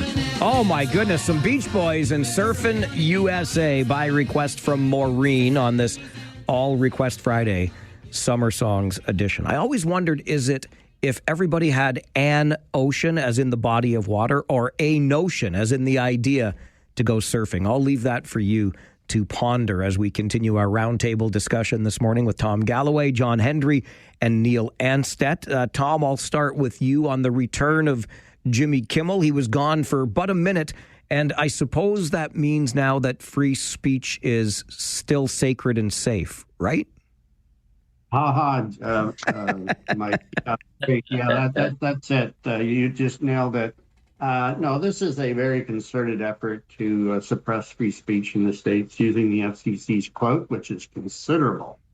The FCC was born on being nonpartisan. In order for it to be effective, it needs to be nonpartisan, but now it's just another bludgeoning tool that Trump is using to control the media. So while he's not happy about Kimmel being back, it's clearly a shot over the bow of all the different media outlets that watch out, we're coming for you. So there's a lot of censorship that's going on now because they don't want to get out of line and fall into disfavor with the FCC and Carr, who's the minion, the sycophant for Donald Trump. But I want to go a little bit deeper on this, Mike.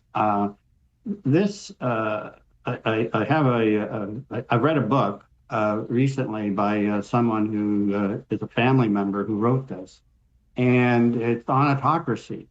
And clearly, the United States is on its road to autocracy. 13 of the 22 indicators on the road to autocracy, Trump has now accomplished. And he's knocking off one or two more every week.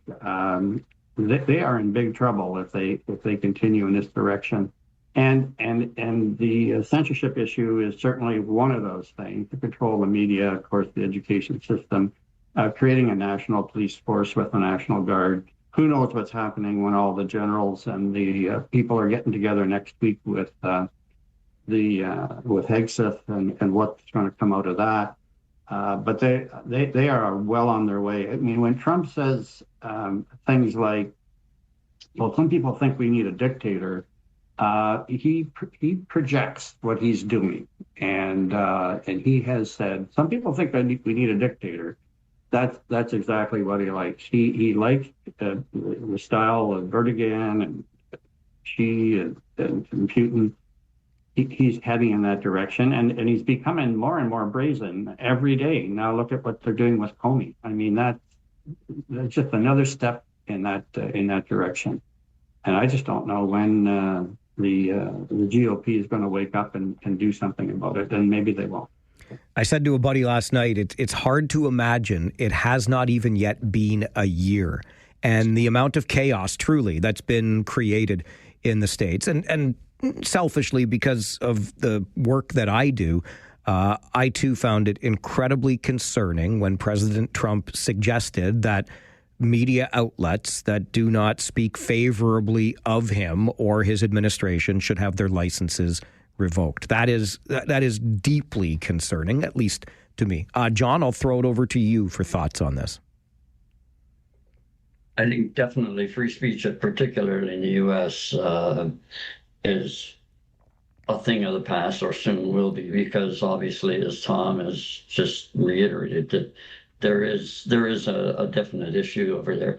It's nice to see that the top influencers who have millions of followers are standing up against them, and I'm hoping that influence that they have can create enough pressure, sufficient pressure, to have something done.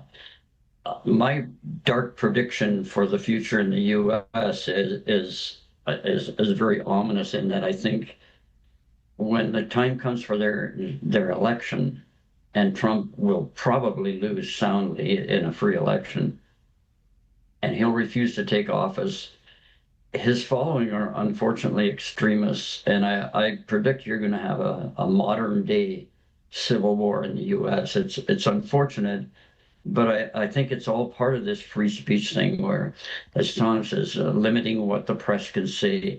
The latest one that I saw was that anyone who's in the press conference in the Oval Office now has to submit their report prior to having it published, or to. I mean, it's absolutely ridiculous, and I fear for what's going on there and where it's leading. I thought one of the most notable things that Jimmy Kimmel said in his return during his monologue is that his show's not important. What's important is that a show like his can be on the air, and that really is critical and at the core of this. Neil, your thoughts? Yeah, and actually that was what I was just going to touch on, is the comment that he made in his monologue, is that it's not the show. Whether you agree with Jimmy Kimmel or not, it's not the show. It's the fact that he can have that platform and speak because of free speech. And my concern, much like Tom and John have said, is where is this heading? The minute you start censoring people and not allowing them to have free speech, that's not a road that anybody, I don't think, wants to go down. In terms of next steps, in terms of where this is leading, I would hope that Republicans are going to start to wise up here in the next little bit because they have midterms coming up in the not so distant future. And you would think that, okay, maybe we need to change course here, but whether or not they will, I don't know. And the other thing that the last thing I'll touch on is that what really was surprising to me is that people from both sides of the aisle stood up for Jimmy Kimmel on this. It was Republicans, Democrats. When you have people like Candace Owens and Ben Shapiro, those kind of people standing up and defending Jimmy Kimmel and saying, no, he shouldn't have been suspended. I think that's all you need to know is that this was a serious censorship on free speech, and it's not good. Neil, just related, I think, and forgive me because I don't know the media landscape in North Perth as well as I should. I know you've got the Stratford Beacon Herald, but that's a little bit out of the way. But what I'm getting at is, as a municipal councillor in Listowel, I'm sure that you welcome scrutiny, questions, coverage in general, don't you? Absolutely. So we have a local radio station that does a great job covering our local meetings. We have a local paper, the Listowel Banner. They do an awesome job as well. I've always said, please, if you have questions, if you have concerns, come to our meetings. We want people to know what's going on. We don't want to have any secrets. So when you're talking about free speech and keeping the public informed, you want the media there because they're going to help you push that message out.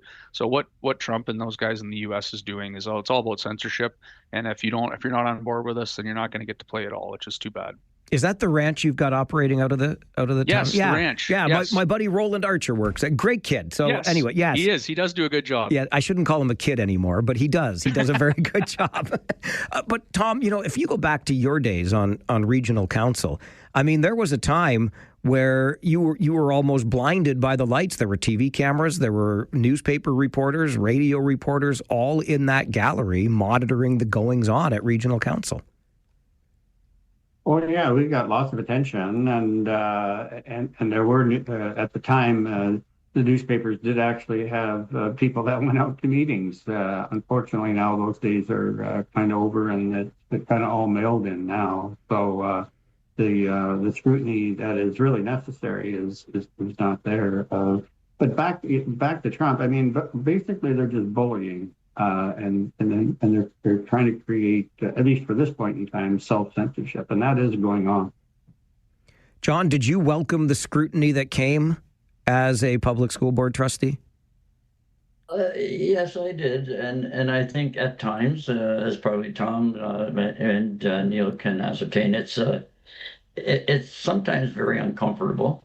You sometimes hear things you don't want to hear, but I think it's a balance. You have to, in order to resolve a problem, you have to know where the problem lies, and you're not going to find it out if you never listen to people.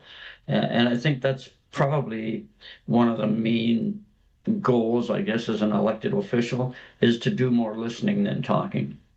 I hope that this message lands with receptive ears for those elected today. And I've always had that sense, certainly here in this community, but even at higher levels of government, we have to be willing to withstand some scrutiny, accept some criticism from time to time. And truly what we're seeing in the United States right now is a pretty concerning trend, to be sure.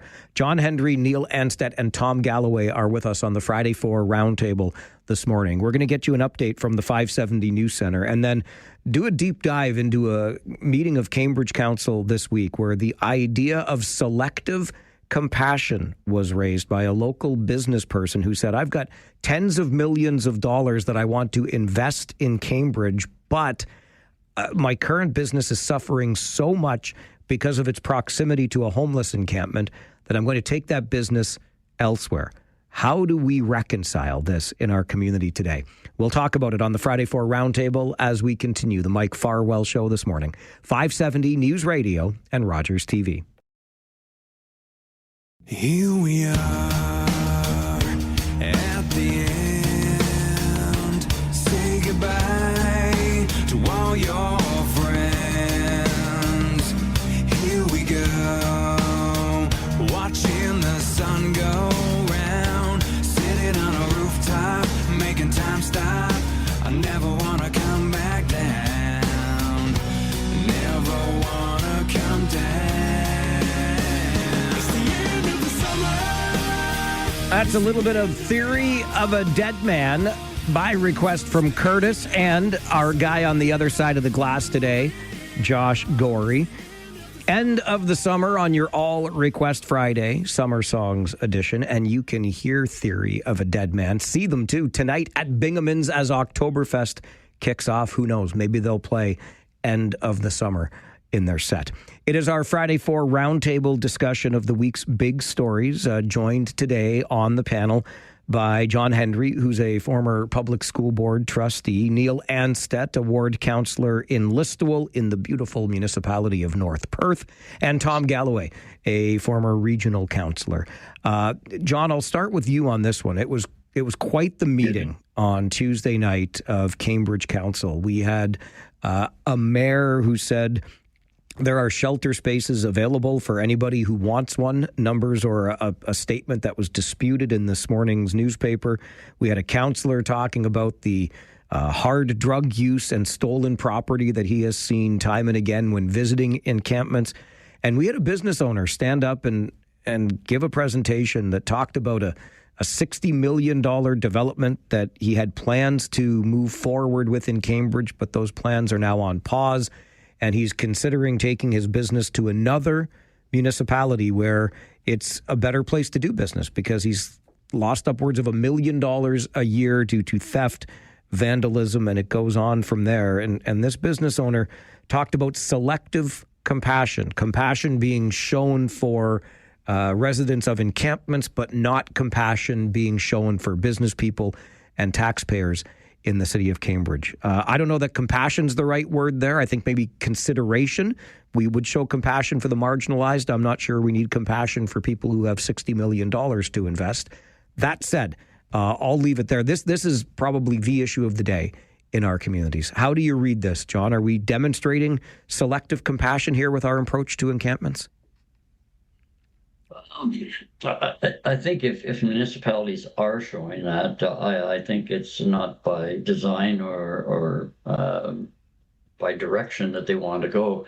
I mean, let's face it, this is a very serious issue that there's no real answer for. I mean, I'm not involved in the decision-making process, so I have to look at it a different way. I mean, to me, if I come into a city like Kitchener, I'm on the train and I look out the window, I don't see beautiful scenery. I see an encampment that's in total disarray. I mean, to me, that's not a good thing. Or if you went to Guelph and you saw an encampment in the center of town where everybody's supposed to enjoy their life and the freedom to walk around without being accosted or approached by someone wanting money or whatever. And so it's difficult. You have to have a heart and feel bad for these people. I'm sure most of them, if not pretty close to all of them, have severe issues, mental issues,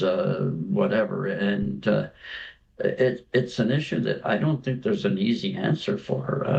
I just don't know. I don't have an answer myself. I just think it's unfortunate. But if I were in the investor's shoes, I would have to look at how do I want to invest money if it's going to be a loss? And I mean, it seems like a very difficult decision to make. But for someone that might continuously lose money because of drugs in the area, because of break-ins, because of all the things that are associated with an encampment area.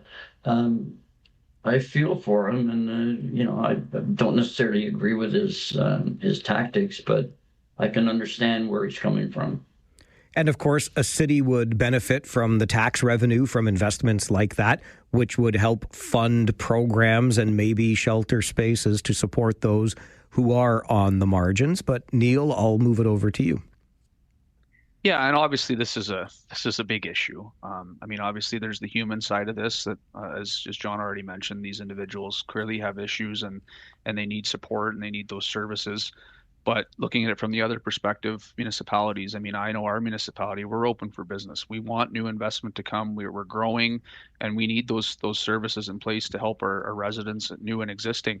One thing that's interesting to me, and I'm sure you're aware of this, Mike, and everyone else, but Barrie has taken a bit of a different approach to this. September 9th, the mayor, Alex Nuttall, former MP, has declared a state of emergency in Barrie, and they've been quite active issuing trespass notices, cleaning out encampments. They cleaned another one out yesterday. So Barrie has said no more. We're going to move these encampments out, and they've provided services for these people. And the biggest thing I think is that these people, they have these services available. They have to want the help. And I think Alex Snuddle said that in his press conference, is that if you don't want these services and you don't want help, then Barrie's not the place for you.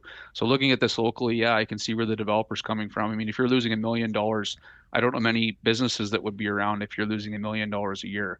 So certainly an issue. What the right answer is, I think it's got to be a tiered approach between the province and the provincial governments and even the federal governments as well.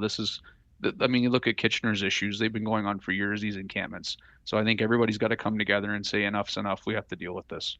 I'm glad you brought up Alex Nuttall in Barrie, because I have I was trying to think if the declaration of the state of emergency was to get the province's attention and maybe some more supports that way. And I can't help but think that other municipalities may follow Mayor Nuttall's approach here. It's yet to be seen, but we'll see how it goes from there. I know Helen Schwery in Cambridge did ask for some consideration in that regard with a letter to Premier Ford. Tom, your thoughts? Well, it's interesting what's going on in Barrie, and whether it's legal or not is another matter, because here the region has tried to do some similar things and have been struck down by the courts. So I just don't know if it gets challenged in Barrie just how long they're going to be able to carry on. But what's going on in Cambridge, of course, similar to what's going on elsewhere. And I understand this businessman's frustration, because I've heard from a number of people when I was on council, businesses that were close to encampments, and it is very, very difficult for them. So I understand that piece. On the other hand, he did say he was going ahead with the investment that he is already committed to in Cambridge and continue on his current operations there.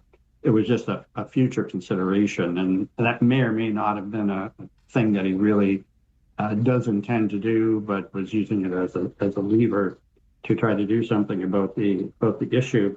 But I was just aghast that the City of Cambridge Council wouldn't approve that motion. It was really rather benign, and was simply asking staff to look at the pros and cons of the situation. And the mayor was, of course, wrong in terms of saying there were shelter beds for everybody. But you know where I'm going to go on this, Mike, and I'm going to go upstream. And the businessman didn't offer any solutions. The City of Cambridge Council didn't offer any solutions. We've been talking about this for years now. What are the solutions? Well, we know that upstream works, and but it takes 10 to 15 years for it to work. What could we have done 10, 15 years ago for these people that are in the encampments that would have prevented them getting into the situation that they find themselves, whether it's drugs or mental health illness or just general poverty? And we know that for every dollar we spend on upstream activities, we get back $7. That's well documented. And so why aren't we doing these things? Although it does take 10 to 15 years to bear fruit, why don't we get started? Because that's where the solutions are. I worry now that we don't have that much runway left. And that could just be me being a gloomy Gus on this Friday morning, and I'm sorry for that. But when we hear business people talk about challenges like this, if we don't get moving on some direction that leads us to solution, I really worry about what's going to happen here, because we've got residents who are frustrated. Sorry, Tom, go ahead. Well, there's a solution. Finland has shown us the solution, and that's to build, hundreds, if not thousands of units that would house these people. But it's a very, very expensive solution.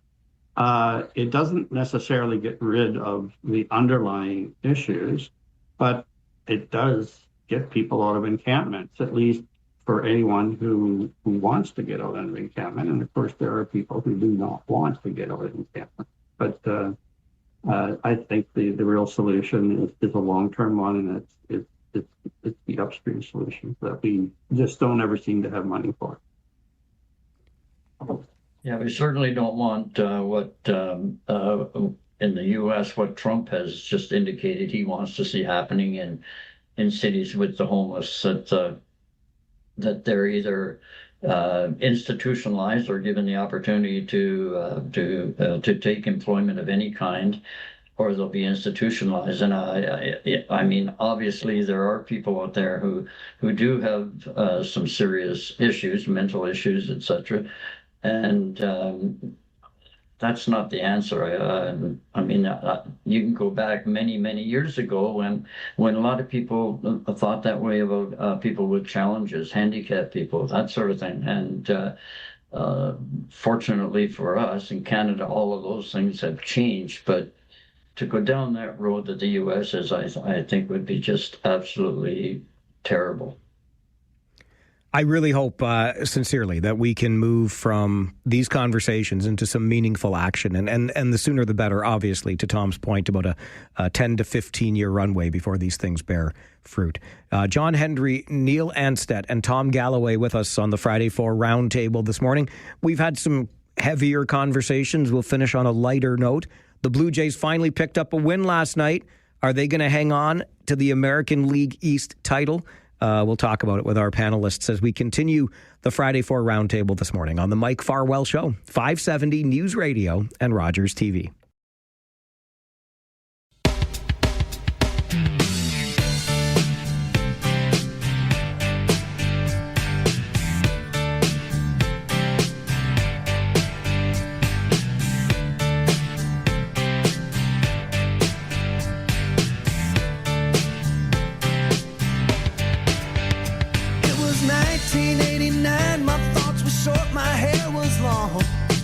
Somewhere between a boy and man.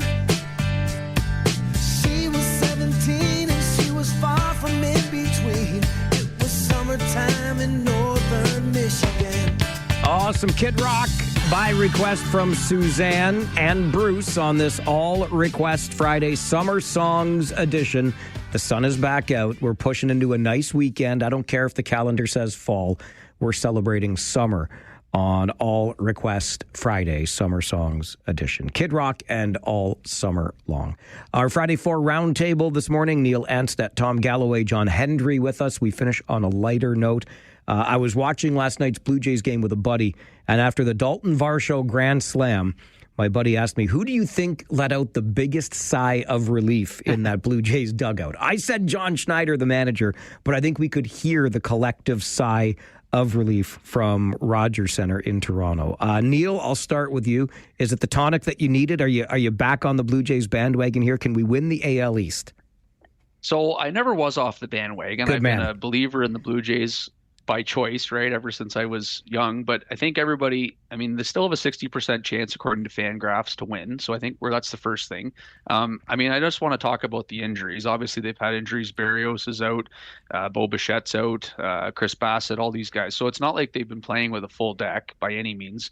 And I mean, looking at the Yankees, they've had injuries too, right? They've had Garrett Cole, he's been out, and then a couple other pitchers as well. So I think that they're certainly in control of their own destiny. But one thing I do want to touch on, and there's a famous quote, I'm sure you're aware of it, Mike. It's from the 2009 NBA Finals when a reporter asked Kobe. He wasn't looking very happy at a press conference, and the reporter says, "You don't look very happy." And Kobe responded, "Well, what's there to be happy about?" And the reporter said, "Well, you're up 2-0. Kobe said, "Well, the job's not finished." So I think, yeah, again, celebrate that you made the playoffs, absolutely. But if you really want to win the division, you can't take your foot off the gas until you get there. And that's, I'm afraid, what's kind of happened in a little bit. I wondered about that when, the Blue Jays had a big celebration for just clinching a playoff spot on the wild card. And I felt, I don't know, guys, I don't know. So we'll see. 3 games to go. The Blue Jays still hold the lead, Tom Galloway. What do you think?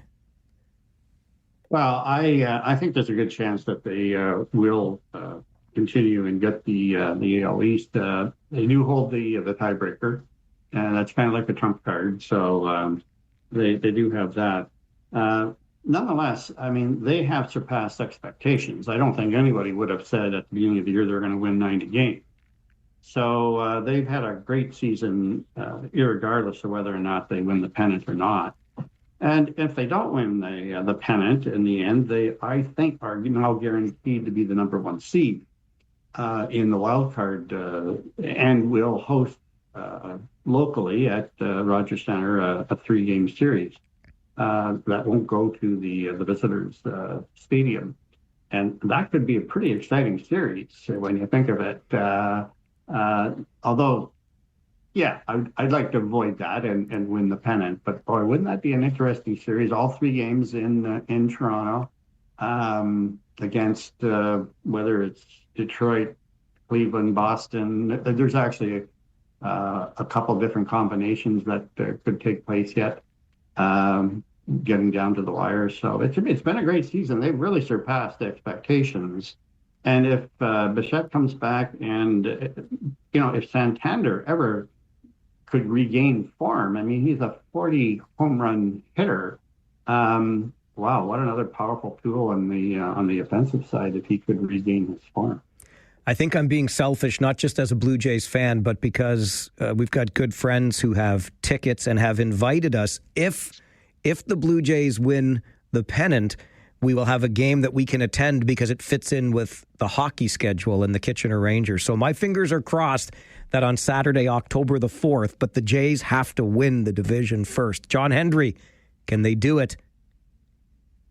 Well, I certainly hope so. I mean, win or lose, I guess it's with me and the Kitchener Rangers, same thing. If you're a true fan, you support them whether they win or they lose. And sometimes people forget that the other team that they're playing isn't there just to accommodate them winning. I mean, they want to win too. So. But I don't place any blame on any one particular player. I mean, we all have slumps, and unfortunately, some come at the wrong time. And you know what? They deserve to win. They've played hard. They've had a great season. I would love to see them win. I think they can do it. They need, 2 out of 3 to win. So let's hope for it. It's a great perspective to have. And you mentioned the Kitchener Rangers, John, as you wear some Rangers swag. I know we'll see timekeeper Tom at the rink tonight. Quickly, Neil, Sykes Nation there in Listowel. I know it's early in the season, but is everybody excited? We are excited, and a 500 to start the year, but we're okay. We do have a young team this year, but I think we have a couple prospects that are really going to make some noise. And excited to get. I went to the home opener, and my boys are at the age now where they love going on Friday nights and doing the chuck the puck, although they never seem to win, but that's another story. But no, just excited to see it. And just last point on baseball, what a season though. I mean, the NL and the AL, there's so many teams, like so many different combinations. It's really that's what September baseball is all about. So it's really great to see. And how about that Cleveland comeback on Detroit too, from 15 games back? Incredible stuff. And I'm glad to hear that that Friday night tradition is well established, Neil. I remember that fondly from times with my dad at the Memorial Auditorium in Kitchener as well. So good on you. Neil Anstett is a ward councillor in Listowel, Municipality of North Perth. Tom Galloway, timekeeper at the Kitchener Memorial Auditorium, and a former regional councillor, and John Hendry, a retired public school board trustee. Thank you all very much for being a part of our roundtable today, and enjoy the games and the weekend ahead. Thanks, Mike. Thanks very much, Mike. You too, Mike. That's a nice note to finish on with our roundtable here this morning as we get close to a news update, your noon news update. And then, because it's Friday, we open the phone lines freely to you. Free Phones Friday, as you get to weigh in and share your thoughts with us on the final hour of the show this week. Maybe you want to weigh in on one of the topics we just talked about. Jimmy Kimmel and free speech, speed cameras, legislation the Premier says is coming that will ban them in Ontario, and selective compassion when it comes to how we treat residents of encampments in our communities, or anything else you want to bring to the table, because the next hour belongs to you with Free Phones Friday coming up on the Mike Farwell Show. This is 570 News Radio and Rogers TV. Take out the papers and the trash, or you don't get no spending cash. If you don't scrub that kitchen floor, you ain't gonna rock and roll no more. Yaggity yak. Don't talk back. Just finish cleaning up your room. Let's see that dust fly with that broom. Get all that garbage out of sight, or you don't go out Friday night. Yaggity yak. Don't talk back. It is your Talkback Hour, and on Fridays, that means it's Free Phones Friday, our final hour together of the week. So here's the deal. You don't get it out of your system now. You got to keep it inside for another 48 hours until we come back on Monday. And we know it's never a good idea to repress those feelings and those thoughts. It adds stress, increases blood pressure. Let's go. Phone lines are open to you. Weigh in on one of the big stories of the day or share thoughts on something else. You make the call. We will answer, and you can start the conversation. 519-570-2545. Star 570, 1-800-570-5715. And I'm going to start with this guy, even though he made me upset yesterday. Grant, good afternoon. Listen, I'm a funny guy. You made me upset because you called me yesterday. I answered, and then there was nothing there. What did you do? Go to the bathroom? There you go. Yeah, see? I tell you. Okay. You get to start today, Grant. Well, you're no little Mike anymore, right? That's right. I'm fired up now. Call me Big Mike. You're the Big Mike because I don't know if Mr. Doug Ford knows who you are. He's probably scratching his head, wondering who this yappy guy is talking about these speed cameras. You nailed, Grant. It was the Farwell force that got it done. We are a force for change here on this show. We got it done, buddy. Yeah, and it's too bad that Mr. Fixter doesn't want to do it anymore, but you both spend just as much time away from your family as the team does, and I would think that you probably do your stats maybe a week before. Like if you only got one game a week, I would think that you probably do that a week beforehand, and then I'm not too sure how you do your interviewing, if it's pre-taped or not. Because I know when I was coaching baseball, I first started doing the lineup at the game, and it just didn't jive. I wanted to make sure I wanted to watch the players play and make sure that they're doing whatever they need to do. So I started doing my lineup a week ahead of time. I had 15 players, so you had to kind of make sure each player had to sit out one inning. That's it, Mike. All right, Grant. Thank you. I don't even know where to start. Listen, it's an ongoing. It's a job that doesn't really take a day off. So I never do something a week in advance. I can promise you that. Day of the game. So what's going to happen today, for example, is I'm going to finish work here. I'm going to go home for a little bit and start getting ready for the game tonight. And then I'll go to the rink. The advantage tonight is we're playing the same team we played last Saturday. So I already know a little bit about Erie. And then for tomorrow's game versus Owen Sound, we're going to get on the bus. It's a 2-hour bus ride. And guess what I'll do on the bus ride? I'll start preparing for the game tomorrow night. It's kind of the way it works. You're right, though, that it does take you away from your family for a considerable time. The team and the coaching staff and everybody working for the team, not just the Rangers, but every other team, it's a weekend job. It takes a lot of time away from your family. And Paul Fixter said, you know what? I'm ready for a little bit of less time on the bus and on the road and more time with my family. Maybe his family likes him better than my family likes me. I say that just in jest. I think I am very well liked at home, but we've gotten used to this. We enjoy the work that I get to do. And, you know, the fact that the Kitchener Rangers are as big a part of this community as they are, it's great to be associated with them, even in an arm's length way. So it is something we very much enjoy doing, and my beloved is very supportive of, and we're going to keep doing it. And this Josh Piercy guy worked out pretty darn good, didn't he? Boy, did he do a good job last Friday night. You'd think he was there for years already. So Josh and I will be on the air, pregame coverage, 6:30 here on 570 News Radio, getting you set for Otters Rangers tonight. Dave, Farwell's Force member, number 47. Good afternoon. Good afternoon, Mike. I have a technical question for you on tonight's broadcast. And before you give a quick response, I have a heads-up reminder, just in case you forgot. Okay. On tonight's broadcast, sometime during the first and second intermission, are you going to give your loyal listeners a heads-up Blue Jays baseball score? You betcha I will. Hold on. Oh, sorry. You told me to. I'm so sorry, Dave. You told me to wait. Yeah. This is a heads-up reminder. Tonight's Blue Jays broadcast is not on regular TV. That's right. It's on Apple TV, isn't it? Correct. Well, it's on one of those systems, yeah. Yeah.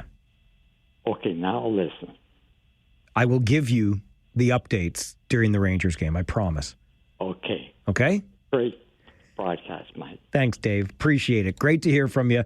Yeah, we were doing that last weekend, too, because we know it's crunch time for the Blue Jays, and it's the beginning of the season for the Rangers, and we are the official broadcast partner of the Kitchener Rangers, so they get priority. But we will, I guarantee you'll get out-of-town score updates of the Blue Jays and the, who do we got? Tampa Bay Rays. That's who we got. We're going to win out, and then we're going to win the AL East. Let's go, you Blue Jays. Sean, Free Phones Friday. Good afternoon. Hi, this is Sean from Galt, number 165. 165 on the membership list of Farwell's Force. You're a beauty. 165. Love it. You know, it's fascinating how out of sync the TV is with my phone. Wow. Anyway, you know what your people were discussing earlier about the homeless situation. I live close to an unnamed place in downtown Cambridge, and the stuff you see every day is somewhat shocking. You will see human waste on the sidewalks at times. I mean, there's garbage. There will be petty vandalism. You know, there are some people that, honestly, I know you don't want to put them in institutions, but there are some people who might be better off in care than walking around the streets, in all honesty. It's not a pretty sight. Sean, I hear where you're coming from. Involuntary treatment, we call it, and I heard it argued at Cambridge Council earlier this week. Is it truly compassionate to leave people who clearly cannot help themselves to remain in place on that curb, in that park, on that street corner, unable to help themselves? Or are we more compassionate if we give them some help? It's such a difficult issue. But I'll say again what I said during the Friday Four. That runway of 10 to 15 years that Tom Galloway talked about for upstream work that needs to be done here, I fear that we don't have that kind of time. This problem is only getting worse, and it's getting magnitudes worse year over year over year. Farwell's Force member number 165. We're about 180 strong now on Farwell's Force. A force for good, a force for change, a force to be reckoned with. We got those speed cameras canceled. Yes, we did. If you want to be a member, give us 15 minutes. That's all we ask. 15 minutes a day. If you call, you don't call. I love hearing your voice. I love having conversations with you. But whatever. Shoot me an email, mike@570news.com, or when you call, say, I want to be a member of Farwell's Force. We'll give you an official number. Plenty of room for you. George, good afternoon. Hello? Hello, George. Yeah, hi, Mike. You know, talking about governments and how long it's going to take for things, I just got a good example. I've been saying for a long time that this Liberal government's going to bankrupt the country. Well, they just made an announcement they're going to cut out home delivery and stuff to various homes. And it just slays me. It's going to take 9 years to do this. How can it take 9 years to eliminate home delivery? It just baffles the mind. I think it would take about 9 months, would be realistic. I hear where you're coming from, George. I'm with you on the snail's pace of government work. And you want to talk about bankrupting a country, a province. Provincially, our deficit's running far higher than projected. And the numbers federally from the parliamentary budget officer, oh boy, like we're talking north of $90 billion. I was talking to a buddy last night, And he said, whatever. Like, eventually, it'll just work itself out because we'll find a new system besides money. How about we just follow some basic guardrails? How about that? Like, would that be okay? Is that possible at all? I wouldn't mind it. Connie, you're on Free Phones Friday. Good afternoon. Hi, good afternoon, Mike. First off, I only moved to this community about a year and a half ago, and I've been listening to talk radio for 40 years. I want to say in listening to you. Oh no, Connie, your phone is. Yeah. I'm losing you. Your phone just broke up. Oh, and I'm paying you a compliment. That's too bad. Wait. Did you just say you're? Did you just say you're paying me a compliment? I am. Now? You're just so choppy. Try again. I'm going to stop. Okay, go ahead. I listened to radio for about 40 years. I only moved to this area about a year and a half ago, and I've never heard a radio host who brings so much heart and compassion to the radio. And I just, first off, want to thank you for that. Well, that's very... Enjoy. Thank you. That's very kind of you. I really appreciate that. I hear. The second thing is I want to just follow up on this fellow's post. I do believe I'm kind of a lucky, but I think that the post office is such a dinosaur in terms of an industry. They're going through the evolution that architecture and accounting and every other industry that has been upgraded by technology or simplified better processes. And they're hanging on with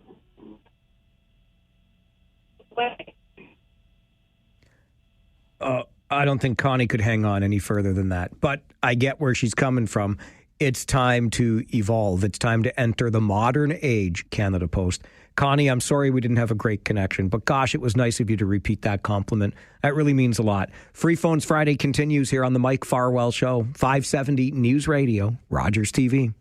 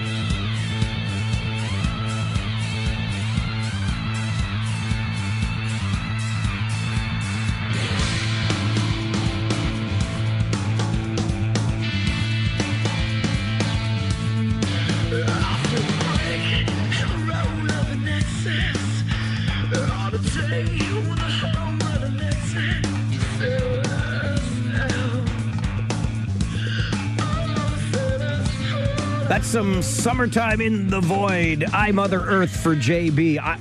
Listen, I don't mind letting a song play out a little bit more. But I was also feverishly checking. I think my Google alert just sent me to some information that you're going to want to know. Cameron Reid. That's right.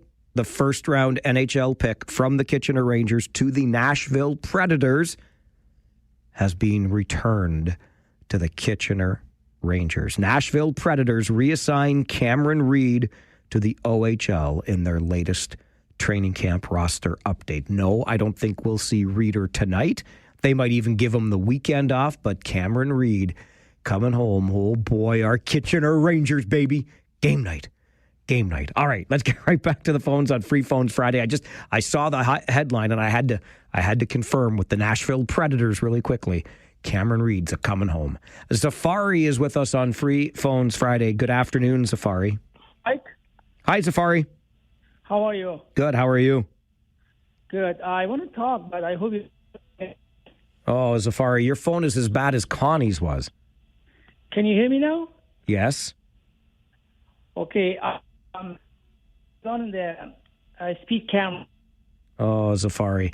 You need, my friend, you need a better phone. You need something better, but because that just disappeared on me.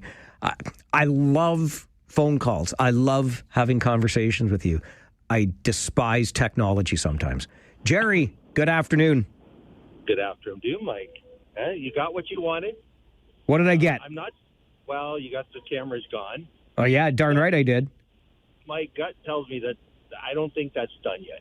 I have a feeling he might come back with after some pushback and say, well, the province will select where the cameras may go or something. He's got to keep that control. You know that. But I also wanted to congratulate your new counterpart. I listened to the games there, and he was fantastic. He's a natural. He was great, wasn't he? He was great. And I was listening to him. He was in the anchor room on Monday. I was talking to Luke because I chat with him a few times a week with traffic. And you could hear in his voice, he was stoked on Monday morning still. Like he was just, I don't know, had this little extra energy in his voice. So congratulations. And you know what? If you ever, not that we want to push you out the door, but I think we might have found a replacement if you ever needed time off. Jerry, slow down now. I'm old. I'm not dead. Oh, I know. We're not pushing out the door yet, Mike. All right. All right. But this Canada Post thing, they talk about corporation in self-destruct mode. They're just going down and down. Nobody wants to use them, or they're afraid to use them because this labor dispute that's been ongoing so long. And I hate to say it, but here's maybe a perfect example where a union is just destroying a corporation. You know, they're going on strike now. And pretty soon, you're going to have no customers. You have no mail to deliver because nobody's going to use you. So. All right, Jerry. Yeah, I hear you. I appreciate the call. And I think, too, that Canada Post has got to get with the times. Now, that said, I'm a residential recipient of delivery. I know businesses rely on this. More rural and remote communities rely on this. But I don't know. A lot of us don't, that's for sure. Jim, good afternoon. You're on Free Phones Friday. Good afternoon, mate. First-time caller. First-time caller. Hang on a second. I got something special for you. Here it comes. Yeah! Yes! Yes! Thanks, Jimmy. Yes, it's just to say, I know you like your sport, and you're not keen on rugby, but I wish you would give the Canadian ladies rugby team a shout-out today as they're playing in the World Cup final in England against an 82,000 crowd. That's amazing. Are they at Wembley Stadium? No, they're playing at Twickenham. Okay. Well, there you go. I don't have to shout them out now, Jim, because you just did for us. Oh, well, okay then. Thank you very much for that. Thanks, bye-bye. All right, enjoy your day. Love to hear it. Listen, Jim's right. I have a hard enough time just keeping my baseball, football, and hockey together. No offense, basketball, not my favorite sport. Footy, a.k.a. soccer, a.k.a. European football, have a hard time keeping up or getting behind it. And rugby further down the radar. But that's why you're here to help me out, right? We're all in this together. Farwell's Force membership remains open. Be that force for good, that force for change, that force to be reckoned with. And every Friday from noon until 1, open phone lines on Free Phones Friday, so you can share your thoughts as we close out our week together. This is the Mike Farwell Show on 570 News Radio and Rogers TV.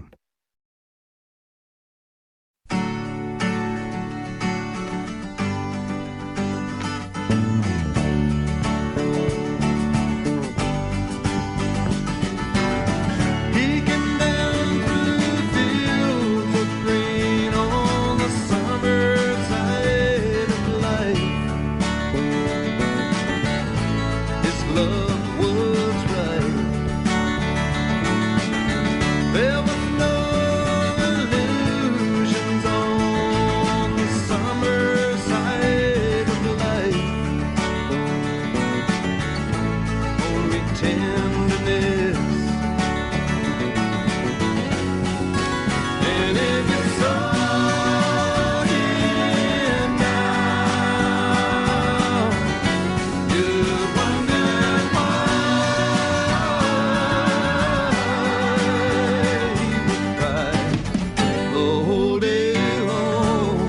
a little bit of Gordon Lightfoot by request from M in Guelph, Farwell's Force member number 73.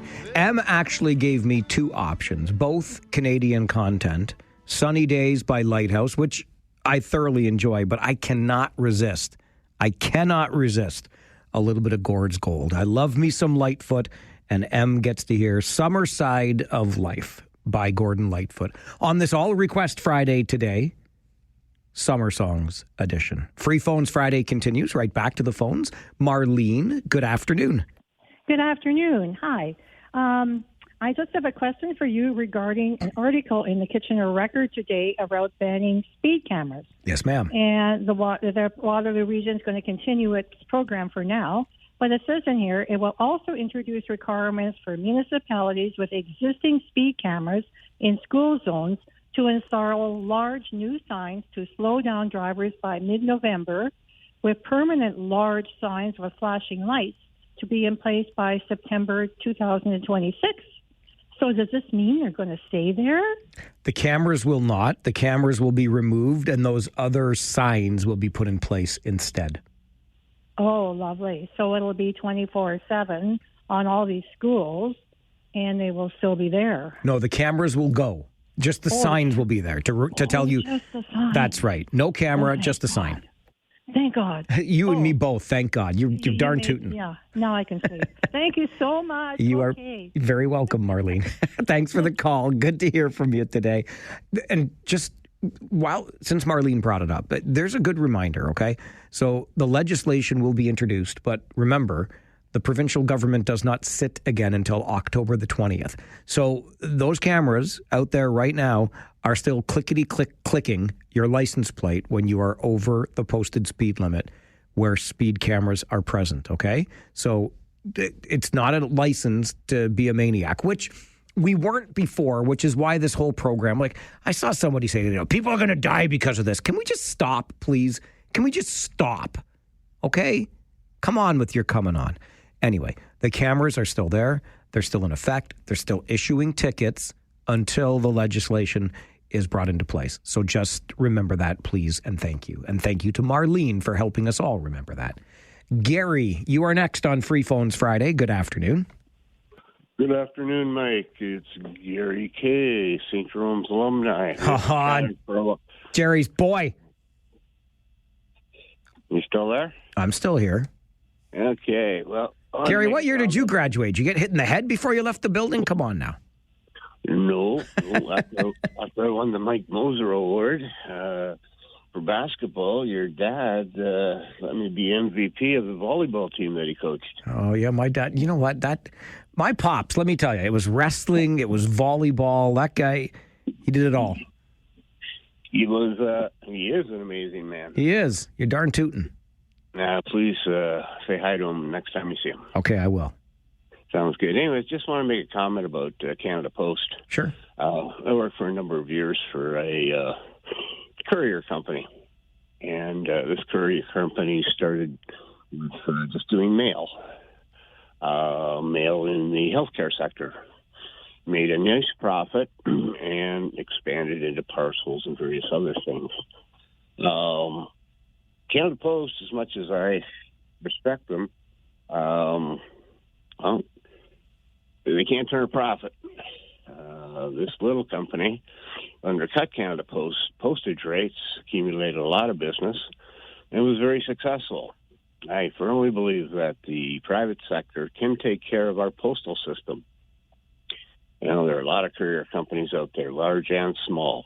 And if we could somehow either raise the prices of stamps such that people wouldn't buy them anymore or use the mail system, use more email. There are other companies that can do courier package-type deliveries. I believe as taxpayers will save a lot of money. Gary, I think that's an excellent argument. I have a difficult time disagreeing with any of it. Obviously, look, is it just me, or are deliveries more popular / common than ever? How many times do you see those white vans up and down the street dropping off those packages to people's door, etc.? Clearly, there are business models that exist that make parcel delivery profitable. So why Canada Post refuses to adopt such a model is just beyond me. And it continues to hemorrhage money. And now, I got to be honest, when I got up this morning and I was coming to work listening to All News Mornings with Mark Douglas and Christine Clark, and I heard about the strike, I'm like, okay.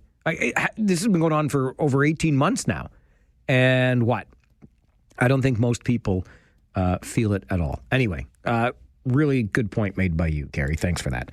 Terry, you're next on Free Phones Friday. Good afternoon. Hey, good afternoon, Mike. Now you got the summer songs out of the way. Couldn't get my request in. I think the docket was full. Yes, it is. You make Paul from Preston Happy come up with winter songs for next Friday. No, not yet. There's not very many of those, probably, but anyway, not as many as some. Hey, Mike, I know you were off one day this week, and I was going to call in that day, but unfortunately, there's a replay of your previous show. I think it was Monday. Was it Monday or Tuesday? You had that topic on MAID and medical assistance in dying. Yeah. And you had a caller that called in. He said, "Go to a nursing home, and then you'll see for yourself what it's like." My mother, in the last 4 or 5 years of her life, she was in a nursing home. She suffered from Alzheimer's, and that caller was right. It's not pretty. I myself would never want to live like that. So I think having MAID provides an option for a lot of people. Whether you become an invalid or even suffer from some form of dementia, I personally wouldn't want to live like that, and I think that would be a good option to have if need be. So I know the government has been dragging its heels on this. Originally, they made it the legislation that they put out was for if you were like in your last dying days, you could have that option. But now the courts did say that they had to come up with a better solution and better legislation for that. So I am definitely for that, and I hope the government takes this topic seriously, Mike. That's all I have to say for that. Okay. Thank you, sir. Thanks, Terry. Appreciate the call. Enjoy the rest of the day and the weekend ahead. It was an interesting conversation on Monday morning on the show, which we had because, as I'm sure you know by now, Robert Munch, the beloved children's author and resident of Guelph, has applied for MAID. He's not dying. It's not even imminent at this point. His family was quick to point that out after the outpouring of grief started coming in. Robert Munch is still very much alive, very much with us, and very much with it. But given his dementia and the advanced stages that he will move into, he has made the application for MAID. So we had the conversation. And during the show, to a person, we were all in agreement that it was something that we would consider. We're glad the option exists. I'm still a little bit uncomfortable with the inclusion in the criteria for medical assistance in dying of severe mental health issues and or deterioration, because I feel as though those are treatable conditions as opposed to a terminal physical illness. However, I'm neither a psychiatrist nor a psychologist, not even a medical doctor of any kind. But I do get a little bit uncomfortable with that. And I know when Canada expanded its MAID legislation, we also ran into a situation where not only could doctors not keep up with the demand, but Canada led the world and led the world by a wide margin in the number of people applying for medical assistance in dying. And I am just a little bit uncomfortable with that, just being honest with you, because, you know, the whole idea of being the one who chooses to end one's life. So when we talked about it on Monday, to a person, we all seem to agree that we like that the option exists. But I did get an email afterwards from somebody who had heard the show later and expressed her vigorous opposition to medical assistance in dying and suggested that we have a guest on to look at it from the other side, the anti-MAID side, if you will. And you know what? We will do that because we're always interested in hearing both sides of the argument on this show. That's what it's all about. We'll present a topic to you, I'll often share my opinion on it, and then we solicit yours, which is exactly what we do on Free Phones Friday. Every Friday afternoon, as we close things out for the week, we open the phone lines so you can share your thoughts. Maybe on the day's big stories, a lot of talk about Canada Post today, maybe something else as we head into the weekend. It's up to you on Free Phones Friday. This is the Mike Farwell Show, 570 News Radio and Rogers TV.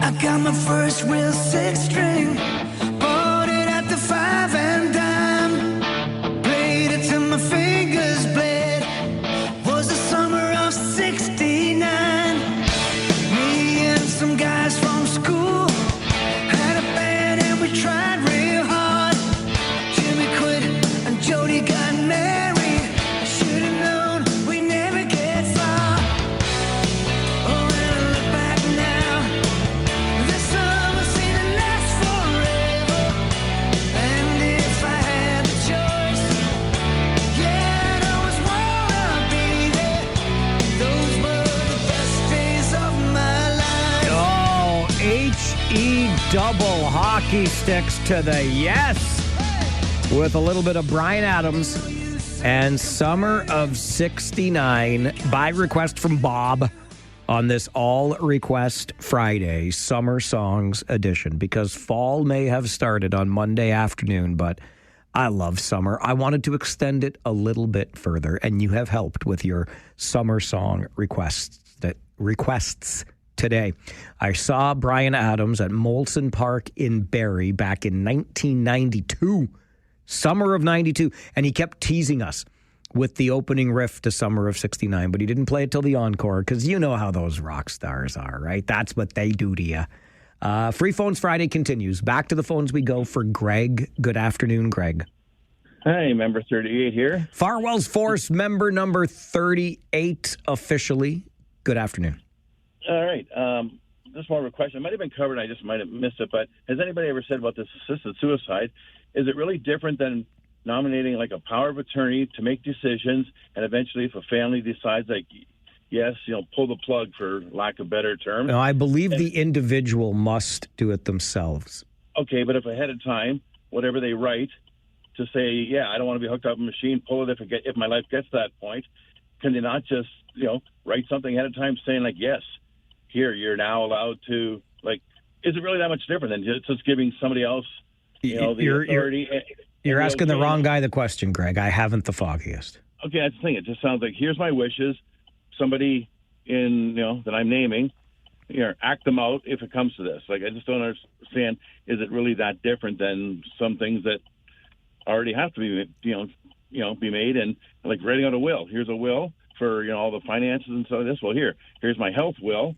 And if ever I get to the stage where I can't, just please, just send me to the next life. Like, is it that different? That's what I'm wondering. So, okay, you don't know. I'm just wondering if anybody else has, tabled the comparison and any thoughts there, but I guess maybe not yet, just me. So that was all I was wondering. But all right, Craig.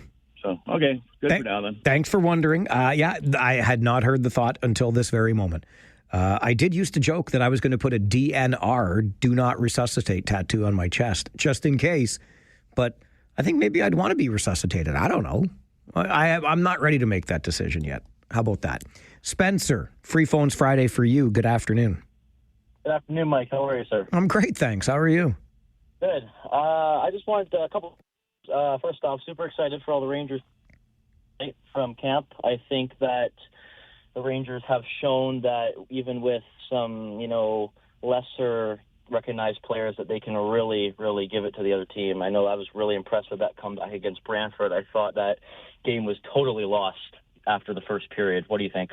I thought so too. I don't know about totally lost after the first, but yes, I thought the Rangers were overmatched last Friday night, and I was thoroughly impressed by what those players pulled off.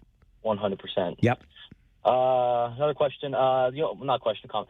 I gotta say, Mike, the only thing that I hate about going to Rangers games, if you could believe that there's a thing to hate, I don't believe you, is that I don't get to hear your beautiful voice on the radio. Suck it up, princess. You'll get over it. Will I?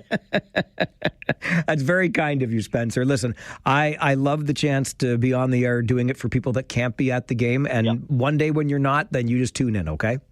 Oh, absolutely. Good stuff. All right. Thank you very much. Great to hear from you today. You know, I have it on good authority from a former Kitchener Rangers head coach that apparently I don't talk enough about the Kitchener Rangers on this show. I mean, if you ever want, I'll go wall to wall 4 full hours of Kitchener Rangers talk with you. I could go up and down the entire history and just talk about the Rangers. I love the team. I love the city. I love the arena where they play.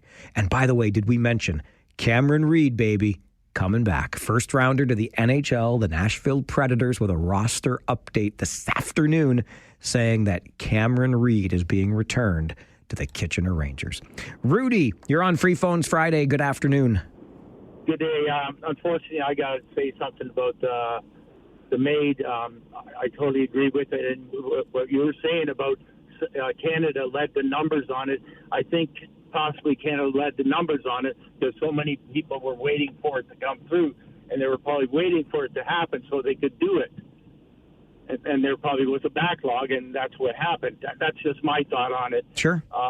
I know 2 people. I know one person that did it last year.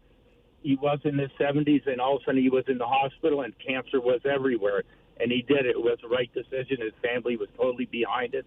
And I know somebody else. He's only maybe a year older than me. I am in my 60s, and he's got ALS, and he's basically bedridden, and he could hardly move even his hands. I think for him it's a great thing. And, you know, for some people it's the best thing to do instead of just laying there and suffering. And what the one guy was saying, I think that's basically what he's saying was a DNR. But definitely for some people, it's the best way to go.